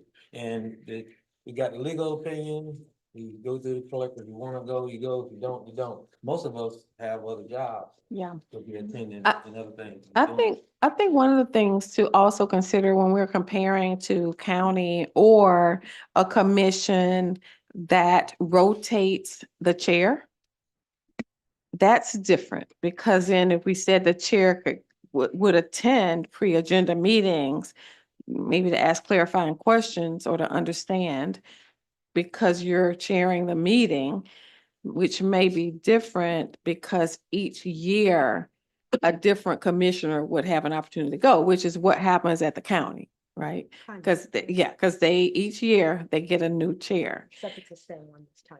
Well, They two. or years whatever ago. Yeah. period, for a period of It's a year, time, it's a right? year. It's a year. And so that's one thing to consider as well. That could make us I'm getting ready to be with Commissioner Campbell. I'm not going to a pre-agenda meeting. I don't have a purpose and I talk to the city manager. I ask my questions before the meeting. Or if she doesn't, she puts me in touch with the appropriate staff member for me to get more information for decision making. So that's my, City manager every week as well. We all. yeah, no, I'm just saying for me, that is enough for me to not need to go to pre-agenda, and I'm fine with the chair going to pre-agenda, especially. Nobody. Oh, okay. Well, I'm fine with the chair if so desired as the person who facilitates the meeting. I'm just saying, but But the purpose is nothing comes back to us from anyone that attend those meetings. So what is the purpose of them being there, whether it be the chair? No, I'm not directed at, I'm looking at you, but no, I just want to identify the purpose of why one of us that sit up here, be the mayor, be any other commissioner, what's the purpose if nothing is coming back from that person who attends those pre-agenda meetings for us to our knowledge? It's only putting them aware of what's going on or what could potentially go on the agenda, where I feel as if we all need to receive that information at one time. And I'm gonna reference Commissioner Jones, because Commissioner Jones always states that he feels that someone knows more based on the level of attendance to certain things. I'm not gonna specify. So I, as a commissioner, would make the recommendation that no elected official attends pre-agenda meetings. So it's cut dry that when Ms. Cardy or whoever she delegates to send that email to the commission, we're getting it as a whole. And if there's any follow-up that we need to do from sitting on this side of the dais, that it be done that way. That's just me, and I think that will eliminate this coming before the commission again, at least as long as I'm sitting here.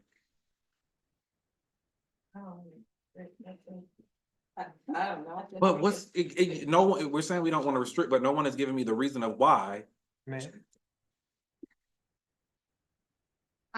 Again, as the chair, it is sometimes easier. I don't go and try to sway anybody's opinion or give any input that would change their mind. It's basically to hear what's going on and have some sense about that before coming into a meeting.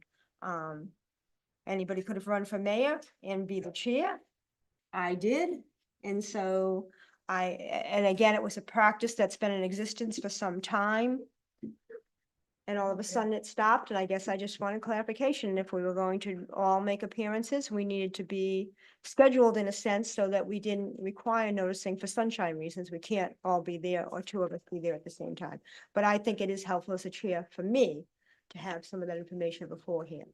But again, whatever the group desires, I'm not about to fight that. It was just, again, it's easier for me as the chair to be a part of that and just to If, listen.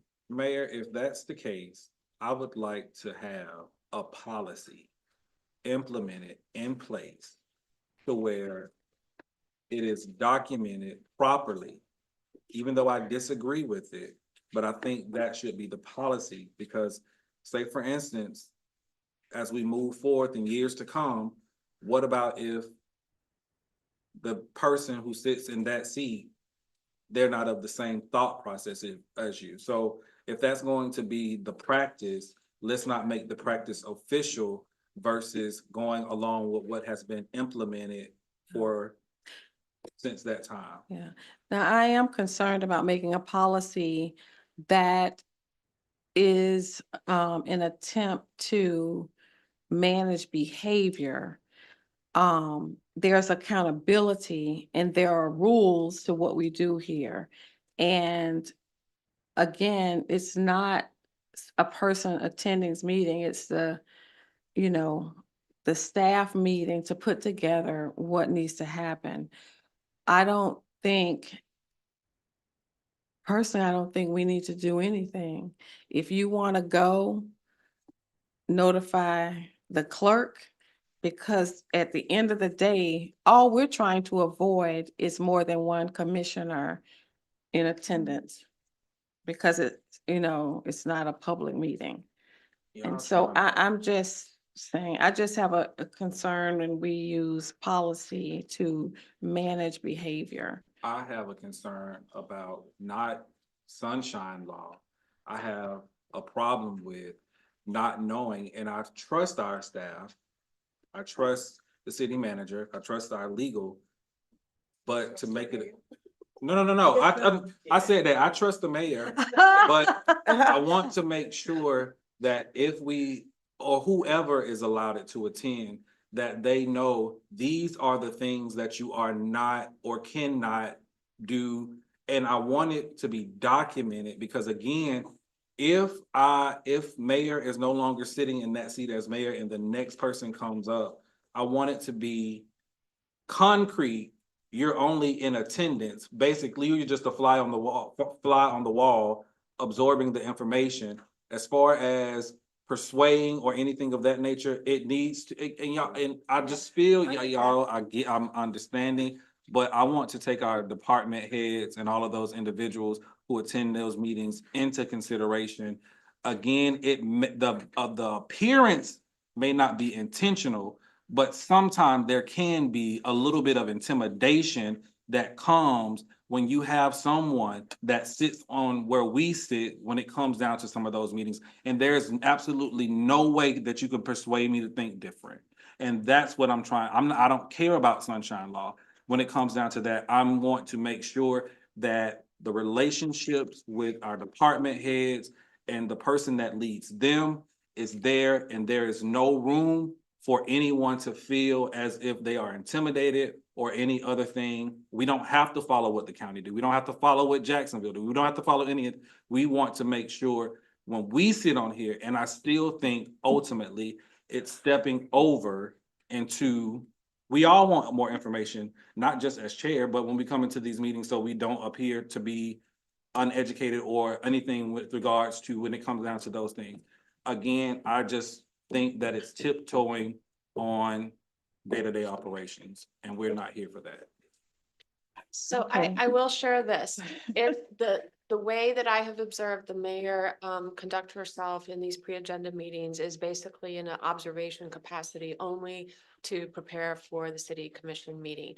However, that is her personality. If you, like you noted, had a personality that interjected their will into that meeting and then staff communicated to other council members in the course of preparing for the city commission meeting, that does pose a risk. So it is personality based. What I can do is this to maybe move this item along because it's late.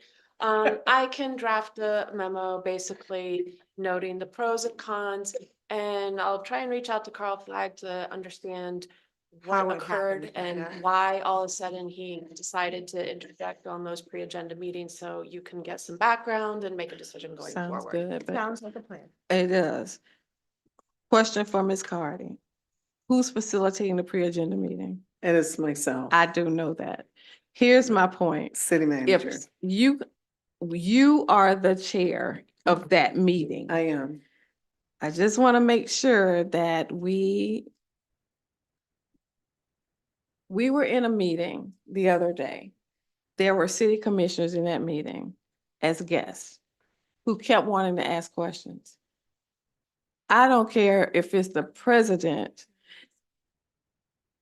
It was not appropriate and they were shut down. The point I'm trying to make, and I do hear you because we're talking staff, but if that's the case, we got some bigger issues. And then I don't trust that people feel confident to do their jobs.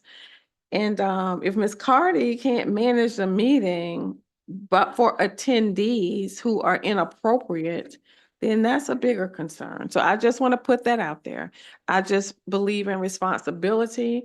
I believe in supporting the role and the authority that comes with that role. But I just said I have a concern with limit or trying to manage behavior instead of accountability and consequences to an action. So that's just a different approach, but I do understand what you're saying. And I'll later rest this, and I promise, if the intent was for the chair to be the person that attends, whether Mayor Flagg at the time, Mayor Hill at the time, Mayor Carrera at the time, well now, or whoever may be in the future, let that be the intent. Then you don't have to worry about sunshine because it's set that it's the chair. That's what I agree to. So that's why I say policy or creating something. And I agree, and I thank you for making that memo, because I don't want to leave the door open for this to have to come back in the next couple of years. If the standard is for the chair to be the person that is in attendance, then let that be the standard. And create a policy to reflect that. Correct. I understand what you're saying. Thank Now you. that we have a pro tem, in the event that the mayor can't attend, the pro tem is to fall in place if they can, and let it be that. Outside of that, I don't want to leave it. I don't, that's what I'm trying to. Okay, I think we have a solution. Yep. Moving forward. I want to move the meeting forward. However, I don't agree with that one. I think that what Ms. Carter is doing, you send the summary, the highlights of the meeting to all the commissioners. That I means we did. all got the same information. I think Yes. that is the best thing. To try to put some, no, you should put a policy in place. I don't think it should be a policy that the chair go to the meeting, because now we lose flexibility. All of us are the same. She's just the chair of this board, but all of us is the same with the same power. There's no more power than the chair other than running this meeting. So Y'all, the did I not say that already? the flexibility, well, but you said make it a policy still, and I don't think that should be, and we don't have to call Mayor, ex-Mayor Flagg. We're making the decisions today of what's going on, and I think Ms. Carter have made it clear she wanted to be transparent that we all, because the request probably already been made. It wasn't me again who asked any question about the meeting, because I never asked to attend or don't desire. However, I do desire to have the same information that the mayor have or anybody else that goes there. You did say that, but I just want to say my piece and I'm done. Thank you. Thank you. Can I move on? Yes. Okay, public hearing, second reading ordinance 2025-60 certified recovery residences ordinance. Are any of these we can loop together as we've done in the No, past to they're all individual. expedite? I already looked at them. They're all individual. I would group them whenever possible. Is there anybody here to speak to that? Sorry. Second, I'm at the first public hearing, second reading of ordinance 2025-60 certified recovery residence. Yeah, ordinance. that, excuse me, Mayor, that would be Ms. West. I think Yes, I you see should that. speak on that. It's second reading. Public hearing, second reading, yeah. This is second reading. It's I the know. second reading, so Let's there's really just say- nothing to say about it. It's nothing to say, it's second reading. It's the second reading. I just asked the question if there was any more to say, and if not, can we have a motion to approve? I move to approve. Second. The motion is second. Is anybody here for public comment on this item? Seeing none, we close public comment. All in favor? Aye. Any opposition? Thank you. Second reading ordinance 2025-61, an ordinance of the city of Palatka, Florida, vacating and abandoning that portion of Laurel Street located between South 10th Street and South 11th. And adjacent to parcel number 4210-2768-51-1600-0010. Again, second reading. Any questions? If not, do we have a motion? Move to approve. Second. There a motion to second. Is anybody here for public comment? Seeing none, close public comment. All in favor? Aye. Any opposition? Thank you. First reading. Ordinance 2025-19, an ordinance of the City Commission of the City of Palatka, Florida, establishing regulations for short-term vacation rentals, providing for definitions, registration, inspection, and business tax receipt requirements, providing for penalties, providing for scrivener's errors, severability, and effective date. Ms. West. Sure. So basically, right now, the city of Palatka does not have any regulations on short-term vacation rentals. There are a lot of preemption bills at the legislature that have been passed that severely restrict our ability to regulate. But we moved forward with drafting this ordinance because we felt the need to do so. We do have short-term vacation rentals in the city. They aren't currently being checked. They aren't currently paying BTRs. There is the necessity to get a hold of this before the situation gets out of control, as it has in other municipalities, really kind of destroying the quality of life. But it is within the limitations of state statutes, so it is fairly limited in scope. Thank you. Is there anybody here for public comment on this item? Please come up. Give us Good your evening, name. Mayor, Commissioners, city staff. My name is Dennis Hanks. I am from San Mateo, Florida, and I'm here representing the Florida Alliance for Vacation Rentals. We're a statewide agency, nonprofit group that's been around for 31 years, representing all the short-term rental homes around the state of Florida. It's a $31 billion a year industry. We are here in support of the ordinance today. We do have some things that we'd like to recommend be looked at in there as you move forward. Possibly something around the fee of $300. What we've seen, we've done this across the state of Florida, working with communities like yourself in implementing these ordinances. 300 seems to be on a little high end for the size and the scope of what you have here. You have 7 vacation rentals currently licensed with DBPR in the state of Florida. There are more that are that aren't listed. Of course. That I know that you're looking for some clarification on. Now, some of those that are listed on advertising platforms may not fit into the category of a vacation rental by the state standards with DBPR. I do sit on the DBPR Advisory Council. If someone's renting a room, it's technically not a vacation rental. It's not licensed by the state. So there's a lot of those that are in the category as well. Probably 60 of those in the city of Palatka now that have all kinds of different categories of where they would fit into short-term rentals or not. So we just suggest that maybe looking at the rate of the registration, maybe having an reapplication in the second year at a lower rate like some cities have done. If you look at Mount Dora, you look at Largo and some of the others, I know there was some listings in the ordinance or the staff report of different cities that were putting in regulations. Some of those are much larger. They have thousands of vacation rentals in their communities, whereas this is kind of just starting out in small here. I think it's a great option to look at for Palatka. When you're looking at short-term rentals, families come to stay in those short-term rentals. We know that we want to be family friendly, but we want to deter the bad actors that come in and sometimes create the noise, parking, and trash that we see all around the state of Florida, particularly on some of the vacation rentals. That's where we can come in as a nonprofit agency. We do a lot of training and education. We do 4-hour safety certification programs. We also have a human trafficking awareness mandatory by the state that has to be done. It's free of charge. So there's a lot of those type of resources that we can bring to bear on folks here. We have been talking with the county about doing a countywide educational program on short-term rentals, so people understand the taxation side, TDT, all the requirements that the state has. There's a lot of loopholes on the state side that people don't realize as well. So we want to make sure people understand that, particularly in rural areas like this, where you have to test your well water and things like that if you're going to have a license with the state. So there's a lot of those things that we can help with.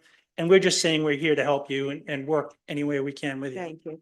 I'm happy to work with you Yeah, before the make second sure we reading. get your card. Thank you. Do we have a motion to approve? Move to approve. Second. We have a motion, a second. All in favor? Aye. Any opposition? Thank you. First reading ordinance 2025-20, an ordinance of the city of Palatka, Florida, amending the code of ordinances to prohibit smoking and vaping in all city parks, providing for definitions, providing for enforcement and penalties, providing for signage, providing for codification, providing for severability, scrivener's errors, and providing an effective date. Ms. West. Yes, actually, a big thank you to Commissioner Campbell for bringing this idea to us at the last meeting. I'm very excited about this in that it also includes vaping. St. Johns County actually just passed a recent bill along these lines, but inexplicably it still allowed cigars at the beaches. Didn't quite get that. This covers all types of smoking, including vaping, and you can see the justification for it in the staff report. Happy to take any questions. Anybody have any questions? Move, second. We have a motion, a second. Is anybody here for public comment on this item? Come up, Ms. Kitchens, please. Allegra Kitchens, Palatka, Florida. I support this 100%. I have a late friend who switched from smoking to vaping and basically it killed her. Whenever I would visit her house, I could only be there like a minute or less before I felt the oil and crap in the back of my throat. What I want to know is, does this also apply to the city sidewalks where you have people smoking on the city streets and the city sidewalks? Because we get a lot of air pollution that way also. But I support it 100%. Thank you. Thank you. Ms. West, can you respond? to No, that? this relates to our city parks. Thank you. So I have a question. Go ahead. How do we enforce that? It's gonna be my- I'm so glad you asked, Okay, because sure. you recently passed your municipal infraction ordinance. Right. We do have in place now a system that is going to launch in January, where our police force will be able to issue citations for violations of our code that don't relate to real property, and this would be one of them. This is new. Thank you. We have a Steps motion, in a the right second, all in, motion, a second, all in favor? Aye. Any opposition? Thank you. Nay. Just Nay? for the record. Yeah. Okay. Okay.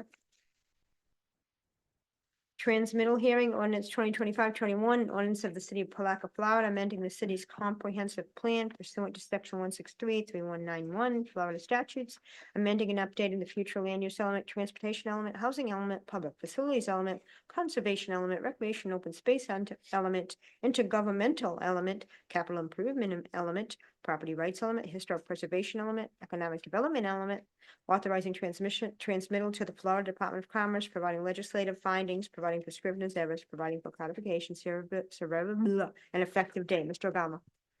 Madam Mayor, Commissioners, I know this is the Okay. last item on your agenda today, but I need to tell you that this process that got us here to do the transmittal hearing, the update to the comprehensive plan, started in 2023 with the developing of the vision plan for the city of Palatka, which is the basis for all the updates that we have done to the comprehensive plan in the last year or so. It basically contains two parts. The first part of the update, it has to do with data analysis. The second part is the goals, objectives, and policies updates. It is a transmittal hearing. It is subject to state review. It will go to the Department of Commerce for review and different agencies, and it will come back with comments from them in 60 days. So the final adoption is going to be probably at the end of February or beginning of March. The update to the comprehensive plan, like I say, is implementation of the vision plan and affects all the elements of the comprehensive plan. We have 9 elements that are mandated by the states for statutes, and we have 2 optional elements, and all of them has been subject to update. I have our consultant from the JP Pro, Nick Hill, who was the project manager for this, and he's going to go and run through with a brief summary, for each element for your consideration. Thank Staff recommends approval for transmittal. Thank you. Nick? Please give us your name for the record. Hi, Nicholas Hill, Senior Planner and Planning Manager for JB Pro. Pleasure to be here. I believe I have a presentation. Ooh. Sorry. That's our last one. I'm sorry. No problem.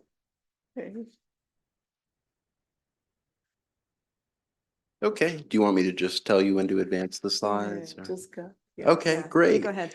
Well, once again, my name is Nicholas Hill. I'm a senior planner with JB Pro and the planning manager there as well. And I am just so proud today to be in front of you to talk about Palatka 2045 and this project team's hard work.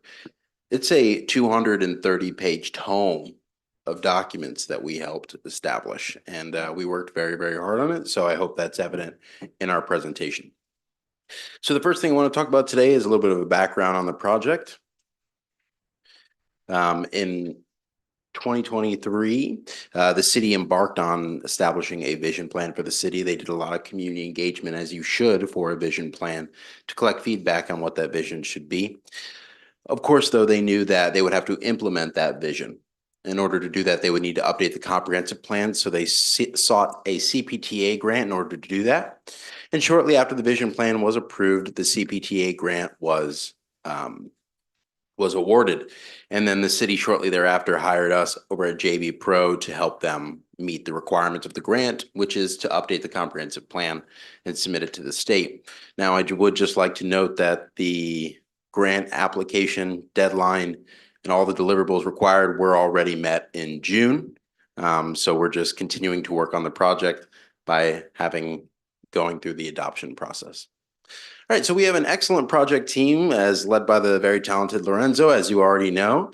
JV Pro is led by our planning director, Kathy Ebal, who also serves as the principal in charge on the project. And we also have several planners, predominantly Jacob Alderman, working on the project. Since I'm not a transportation expert, we did hire a transportation planner for this project from the Corradino Group. They do transportation planning all across the United States. And so we hired them for the mobility element. So let's talk a little bit about the comprehensive plan today. What is it? It's really a state mandated master plan for the future of your community. And through that, the comprehensive plan serves to coordinate local decision making, provide guidance to landowners on what they can do with their property, and importantly, implement a shared community vision, which you all have. Now, there are a number of topics which are required to be addressed in Florida statutes. Those are the topics shown in blue there. Those are required to be addressed in their own individual chapters of the plan, which we call elements. There's also 2 brown ones there. Those are the optional elements of your comprehensive plan. Those are very important to the city. They should be important to everybody. In my opinion, they should be required for comprehensive plans, but they are not.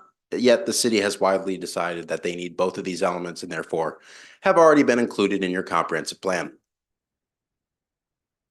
I would also like to note that we had 2 open houses for this effort, one on September 24th and one on October 15th. At both of these open house events, we had an opportunity where all of the goals, objectives, and policies that we updated were out for display. And we had several hours where we had the public come in and review any of the draft changes that we made. So that way they could provide feedback, comments, mark things up, cross things out, add things, which they certainly did. Next. And I just want to talk quickly about what are the 3 primary things that we did here with this update objective. So the grant required 2, but we went above and beyond a little bit and did the 3rd. So the 2 things that the grant required was to maintain consistency with Florida statutes, which means update the plan to be consistent with any changes in Florida statutes as they change every single year. Implement the community vision plan that was adopted in 2024. And then, of course, as just an extra bit of care, we wanted to align with best practices as best we could. Next. So I'm going to go through each of these proposed updates that we did to the element. I'm going to see if I can see my screen from all the ways over there, but I'm going to try my best. It is getting late and I forgot my glasses, so we're going to try. I got you. It's all going to be good. All right. So the future land use element, the intent, according to Florida statutes, is to set the city's long-term vision for how land is utilized to guide growth in an organized way with supporting infrastructure and to provide a framework for future zoning and development decisions.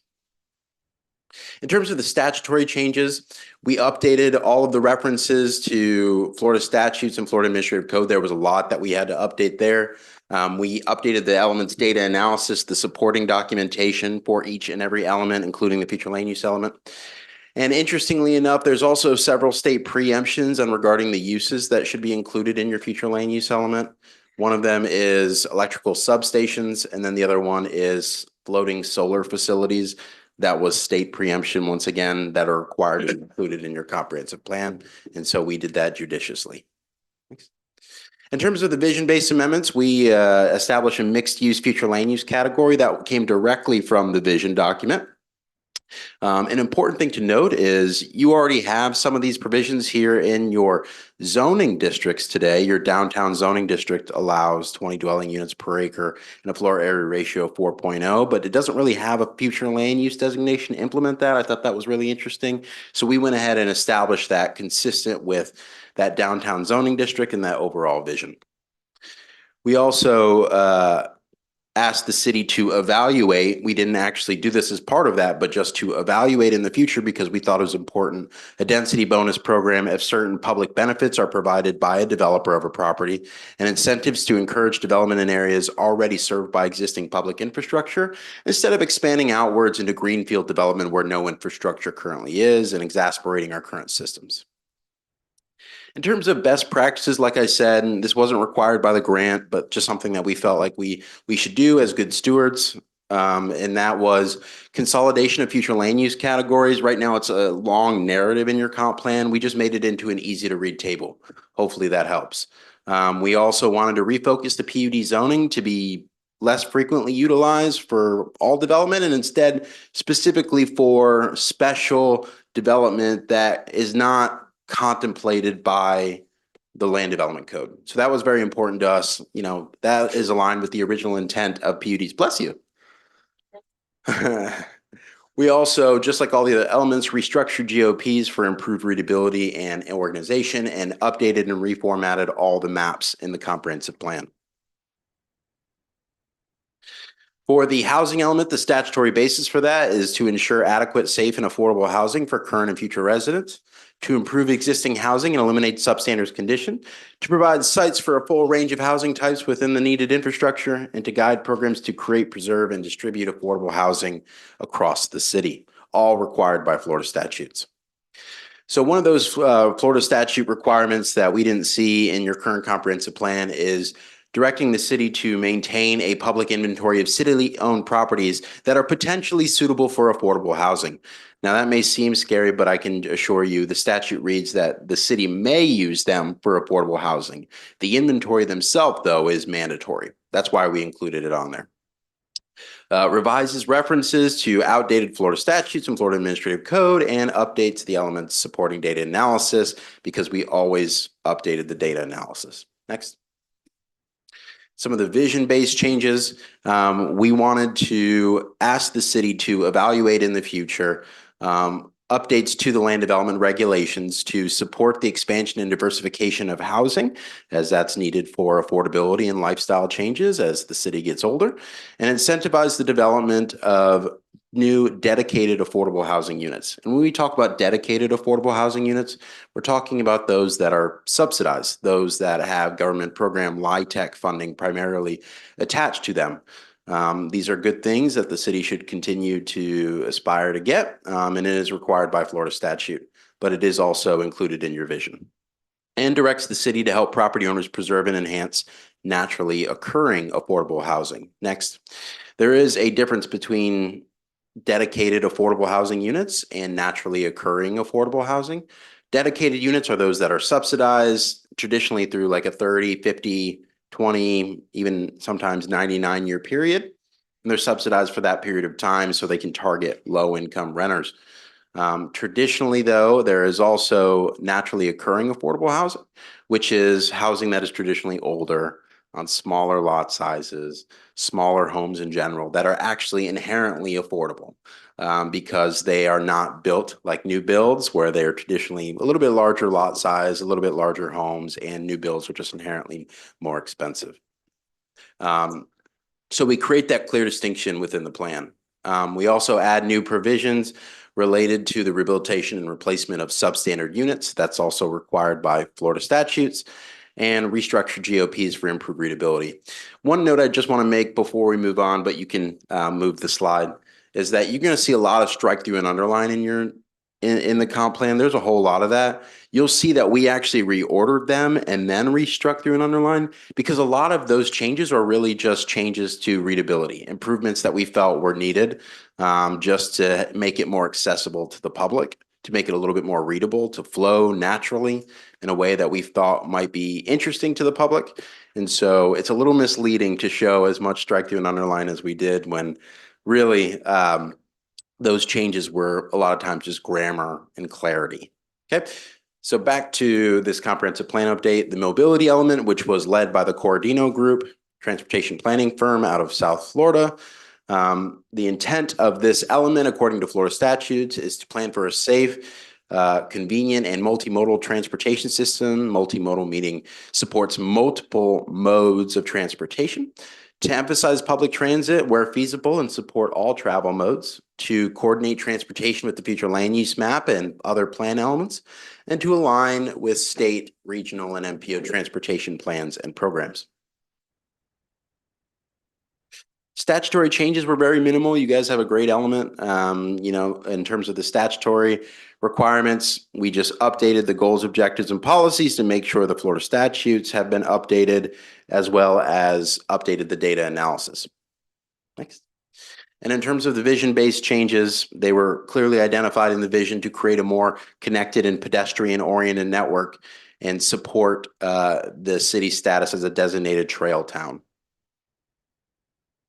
In terms of best practices, we directed the city to develop a long-range transportation master plan. The transportation element of the plan is just an element. It's just a component. Really, most best practices nowadays say you should have your own dedicated transportation plan for your city, which can't possibly have enough detail for just an element. It really needs to be an entire plan in and of itself. And then also identify potential streets for road diets. That's planner speak. Road diets are what that means is they're automobile-oriented roadways which have additional capacity. And what you do with those once they're identified and they're strategically identified is you narrow the lanes to slow the traffic down. And with that additional land that you now have taken away from the cars, you allow for multimodalism, which just means pedestrians and bicyclists to encourage a more vibrant and foster a more walkable area. We also lay the groundwork for a water taxi service that's already being done in the city. There's already groundwork being done. We just kind of codified that within our comp plan and restructured GOPs for improved readability and organization. In terms of the recreation and open space element, the statutory intent of that is to plan for a comprehensive system in parks, open spaces, and recreational facility to provide public and private spaces to for play, leisure, and community gatherings, to protect and enhance access to natural areas, waterways, and beaches, and to ensure recreation opportunities support quality of life for all residents. Once again, statutory changes were minimal, just updated references and updated the data analysis as required by Florida statutes. And it's important to note for that data analysis, we didn't do strike through and underline of the data analysis. We completely rewrote it from scratch for every single element. Next.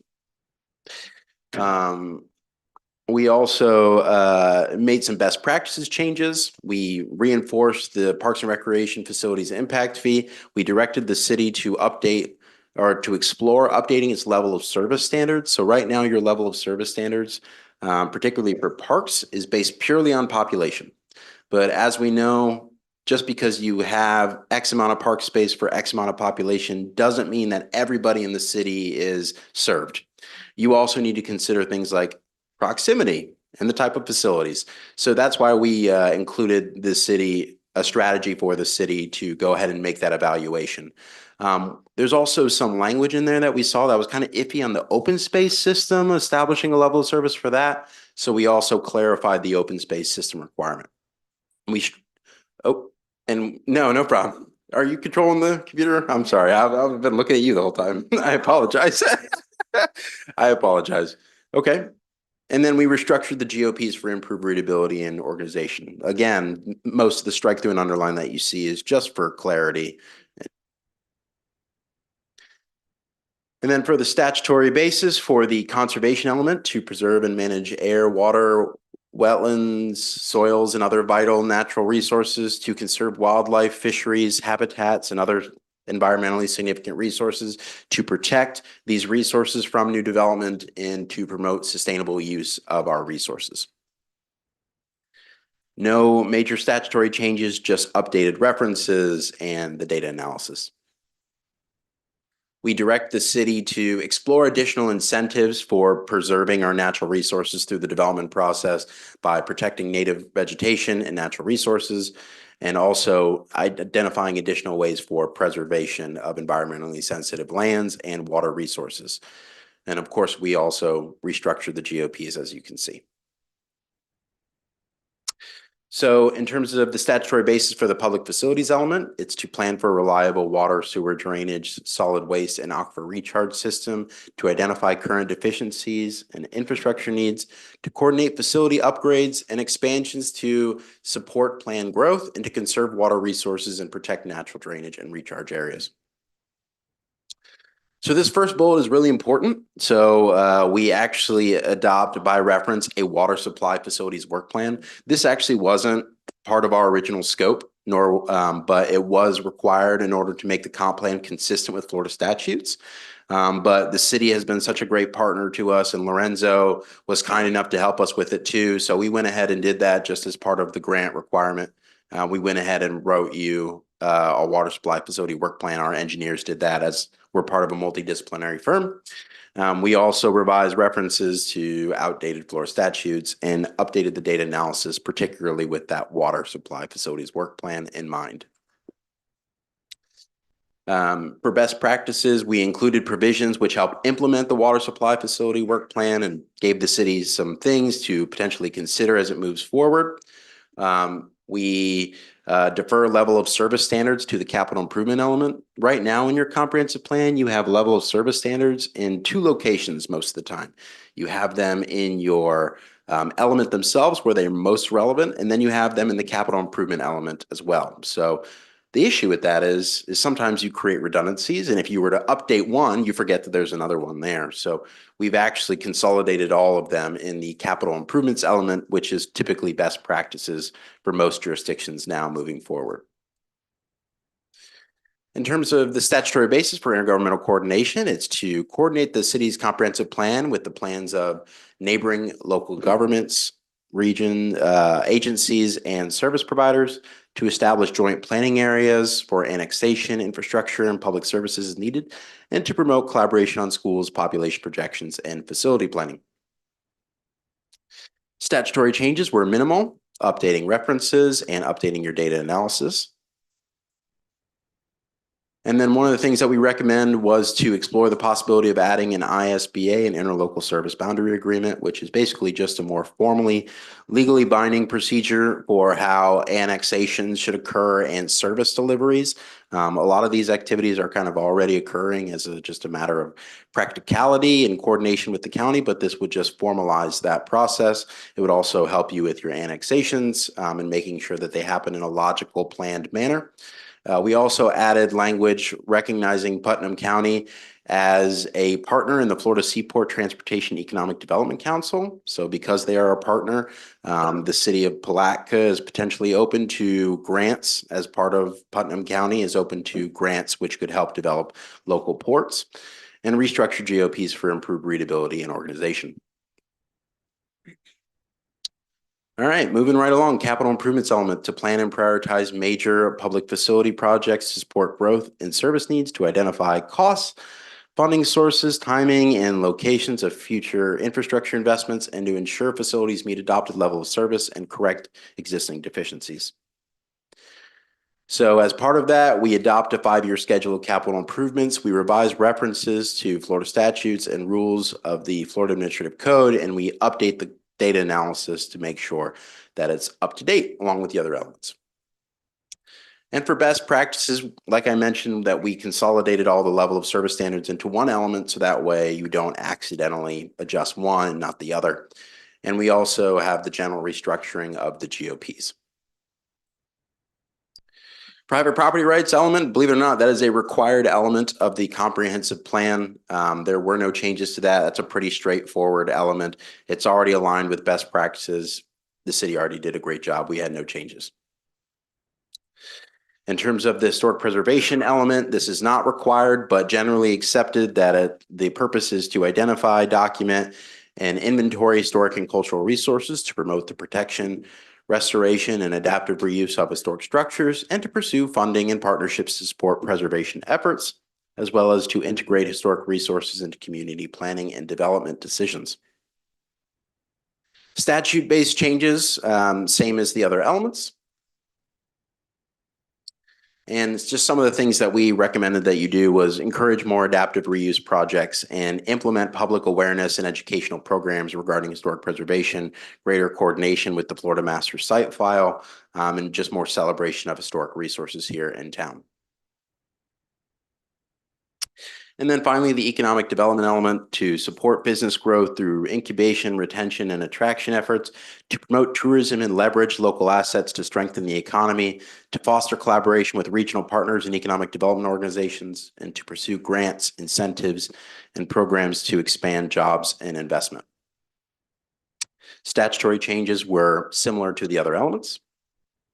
In best practices, we did some work to this element to more clearly identify economic development objectives, champion community investment, business incubation, tourism, and industry retention. We recommended the reestablishment of the Main Street program here in Palatka. We have big proponents of that in the office, so of course we had to include that as well. That opens you up to grant dollars and makes for a more vibrant downtown, which is where we'd recommend it. It also added language which improves the policies directed at tourism, wayfinding, and event programming citywide, and explores opportunities to improve connections to regional trails, activate the waterfront, and accommodate tourism. So last slide here, we are here at the City Commission, the first reading, the transmittal hearing. The state will have, if you decide to transmit, will certainly have their opportunity to do their state coordinated review. All the agencies get involved in review and make sure that, hey, we're not violating any Florida laws, that we're aligned with best practices. They issue something called an ORC report, which is objections, recommendations, and comments. Usually they have a lot of great recommendations and comments for things that we could do better, and hopefully no objections. But if they are, we can address them as part of the second reading so they don't issue a challenge. Second reading is projected, like Lorenzo said, sometime in February. So once again, this was a major effort on behalf of our team. We're so proud we got to be a part of this grant-funded effort, and we've stretched these grant dollars as far as we possibly could. I hope that's evident in the whole document here and the hard work that our team put in, and Lorenzo as well. So thank you, and I'm here if you have any questions. Thank you. When all is said and done and everything's accepted and we can go through the second reading process, is it possible to get this on a thumb drive? So I would like it as a reference on a thumb drive. Yeah, absolutely. When it's all. Some people like the thumb drive, and then some people request it as part of like a binded document. We could No, also we do don't need that. to kill all the Okay, trees. all right. No. Okay, understood. Yes. Yeah, once. Yeah. Yeah, I like the Understood. electronic idea. Okay, thank you. Any You did questions? a phenomenal job. Thank you. I'm sorry I had to Yes. Wait this late. Oh, that's all right. Very Thank you. phenomenal. I mean, very phenomenal. What Oh, And a thank phenomenal Lorenzo job. as well. And thank the community for coming to the Yes, event. show up and absolutely. for Public input. I do have a question on your intergovernmental coordination element. It does have mandatory language. The city shall work to establish an interlocal service boundary agreement with Putnam County. We're trying that, but what's the What's the enforces incentive? that? Yeah. We will have to enforce it, the city, because it's going to be our policy, at least we need to initiate the process. Doesn't mean the county's gonna, accept it or not. I just want to take the opportunity to thank Nick and the team of JB Pro. They provide an exceptional service to the city, and it's been a pleasure working with them. It's been over a year. Yeah. Yeah. And we're looking forward to the next stage. Thank you.